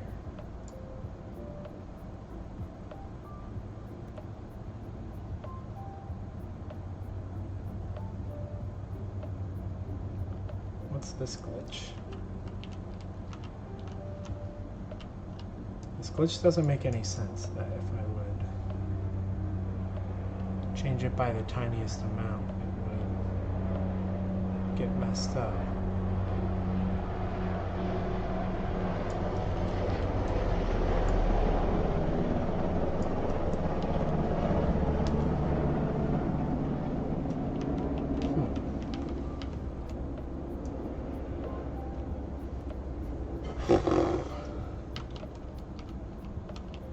Anyway, like I think this is basically good. I think there's basically just like a typo in my code. So I'm going to do a little bit of debugging. I'm also going to go through, I mean, this isn't that much special casing in this function. This is probably like just how complex it needs to be. But like there's a little bit of like stuff where I was just flipping switches until it worked, which I would like to like actually understand a little bit better. Like I don't know why all these sometimes need the position and offset and sometimes don't. But well, I mean, I think I do know why, but I'd like to sort of convince myself that I understand why. In the meantime, though, like I want to understand what's going on here. Like the top size should not be changing so dramatically. Like, look at that. It's like a bad, what is this? Let's actually set a breakpoint and see what's happening. This will be the last thing I do on the stream today. So let's get a peek at like debugging weird cases. So our input size, it's 500, 500, 500, which gets written to size, great. The top size receives its top size. Top skew gets the in top skew. So X is 0.05, Y is 0.06. I'll do some clamping. 0.05 to 06, that's fine. 0.05 to 06, 0.05 to 06, 0.05 to 06. So all of that is fine. I define the wall directions, I define the wall rotations. So top skew, we get the max of the skew, which is the offset plus the size.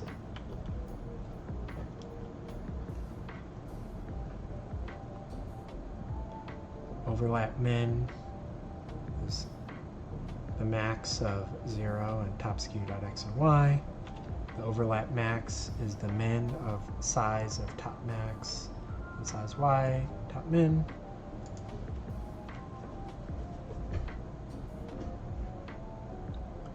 So our min is 0.05206, and our max is 500, 500. Those make sense, right? Top size is 800 something something. This is 0.5206. Means 800, 1,000.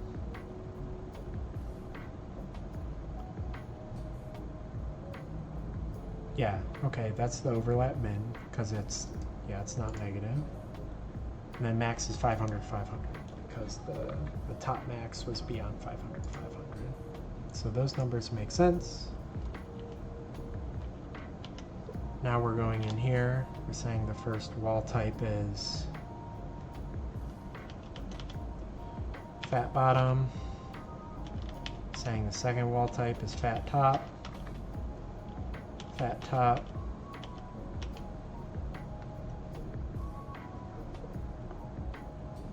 So then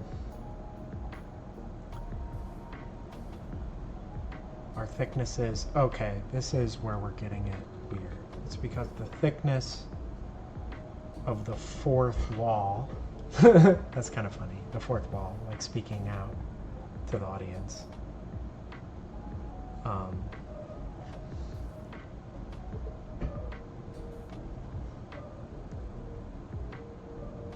Top skew.x is greater than epsilon.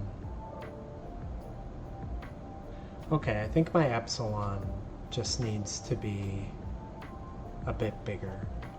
I think that's the issue. So we'll let this run. Then I come in here. I think my epsilon between like a straight wall and a sloped wall should be 1 centimeter. So now if I poke, there we go.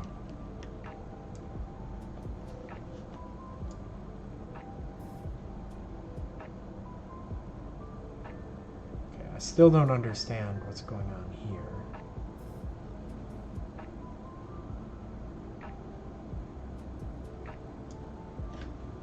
Let me just put a breakpoint in and see what this data looks like.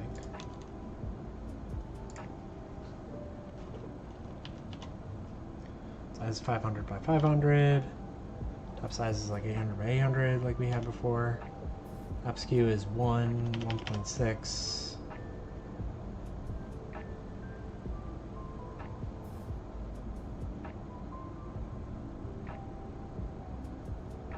Top skew.x turned negative. What happened there? Right. Let's try this again.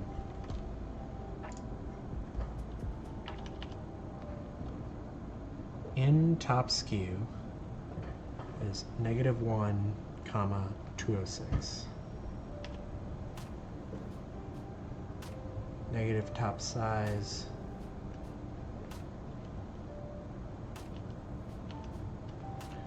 Wait, is this still just the same input? -1, 206, -1, 2, okay, it's just the same input.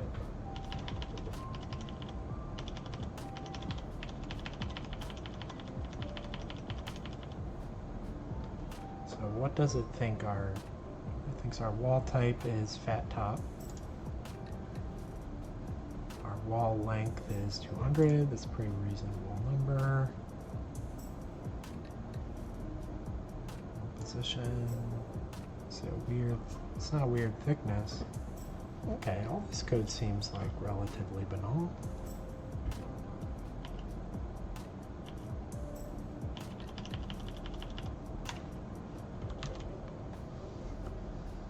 But if I take this down the tiniest bit, or no, I take it up the tiniest bit, it suddenly snaps.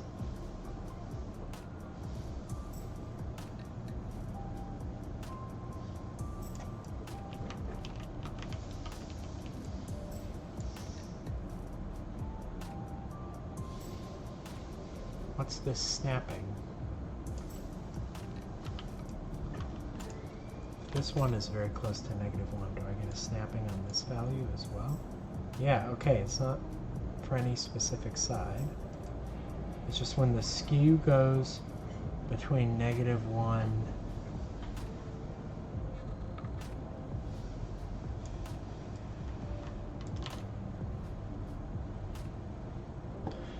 Oh, you know what? No, that doesn't make sense. Wait.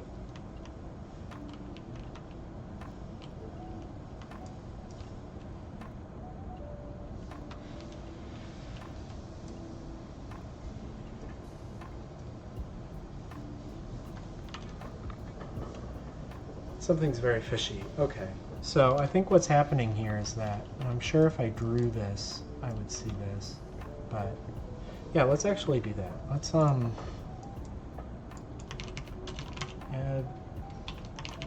static, or let's add cube. Add static mesh component. I'll add a cube.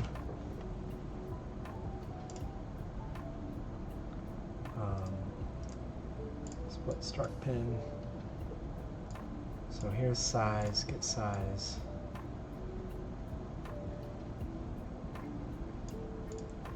Actually, let's add echo cube. Multiply the size times vector by 0.01. I just want to visualize the actual inputs.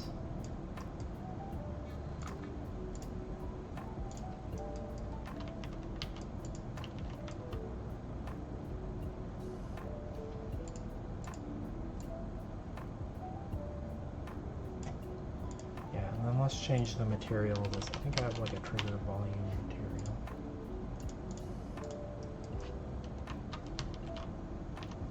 Cool. So there we go. There's like the size of the bottom. Let's add another cube for the top. Where your position is split struct pin. Split struct. You want size.z as your position. We want top size times 0.01.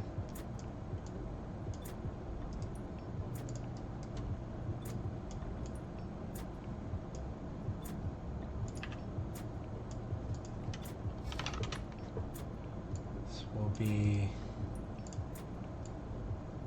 your x and y. I'm going to get just like 0.1. Skew, split struct pin. This will be your x and y. Plug that in. So now there should be a cube up here. Whoa, something's very wrong.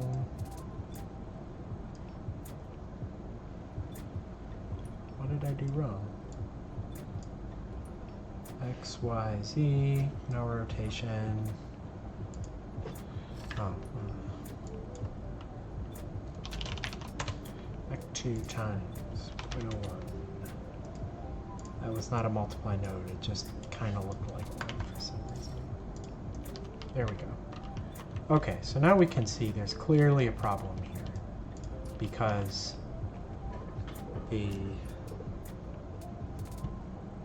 top, this is where the top skew should be, right? It should be going up to here. But instead, we've plotted it out to here. So let's see where these numbers are coming from. It was probably when I was like drawing pictures, and then translating my coordinates back into code, it was getting messed up. So let's just look at this and see. So we can see our in size is 500, 500, 500. Top size, like 800 by 800. And then our top skew is just like -1, -1. Great. Top size.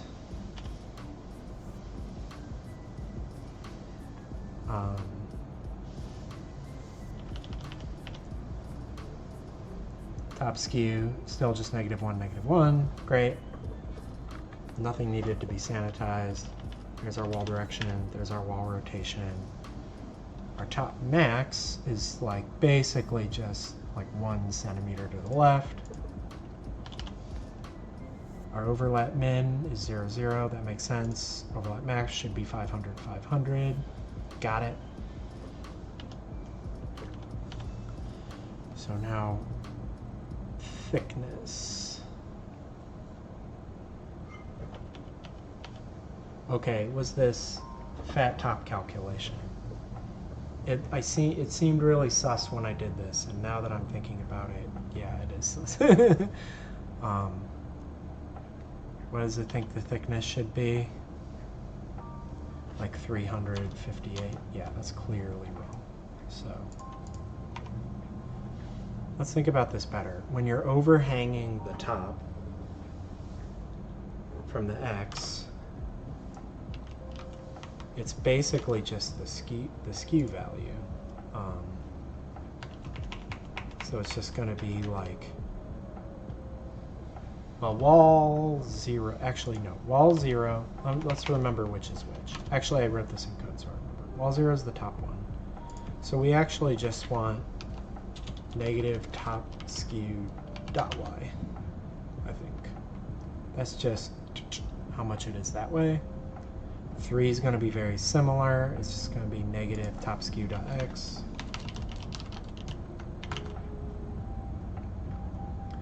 And then wall 1 is just going to be top max dot x minus size dot x. This is going to be top max dot y minus size dot y. I think these are the actual correct. I don't know where I came up with that math before. There we go. Now we're getting stuff that's looking more reasonable. I mean, we are hitting this like extremely bad angle for the triplanar projection, but good enough. Now you can see as we move this stuff around. Yeah, and this also, the way that this is visualized, we should be able to see how it like clamps it when you try and go too far. Yeah, so I think as far as like the material goes, it should be fine as long as I'm not picking skew values that are like within 1 centimeter. That just seems to be like a bad range. But anyway, let's go in here. Let's unhook these. So now, oh, I gotta put caps on the top and bottom again. But basically, oh, it looks like Delta is the only person left in the chat. But yeah, I've been going for like 3 hours. So I'm gonna take chill, but like just to review what we did. We looked at like all these little kit pieces that I was thinking I could jigsaw together, like a 3D jigsaw puzzle to make shapes. I've already got these shapes that are made by like taking a cube and beveling the corner, then squishing it into a pizza and stacking a bunch of layers of the pizza together, then putting some windows in. That's how I got these buildings. And because they're modular, not only can I like really quickly like reconfigure them, like change the bevel size or decide I don't want windows on those angled walls, but like I can also put interactive elements that auto spawn if we want to do like this kind of environment damage. And so now I want to do more like Blade Runner style buildings, which are sort of more eccentric or whatever. And so I was thinking about, instead of beveling the corners by putting these kind of like regular corners on there, but letting me slope the walls. So in this system now, I can control the size of the roof, right? I can control from the bottom the size of the base, right? Burp, burp, burp, burp. We have the Z parameter here that lets me control the height of the whole thing. And then additionally, we have this skew parameter, which tells me how much I'm allowed to like skew the roof. If I want to skew it to the left, skew it to the right, we can sort of like skew it in this direction and in this direction. And now we see we're handling all these interesting cases of like walls that are slanted up, walls that are slanted down, corners between two slanted up walls, as well as a corner between a slanted up wall and a slanted down wall.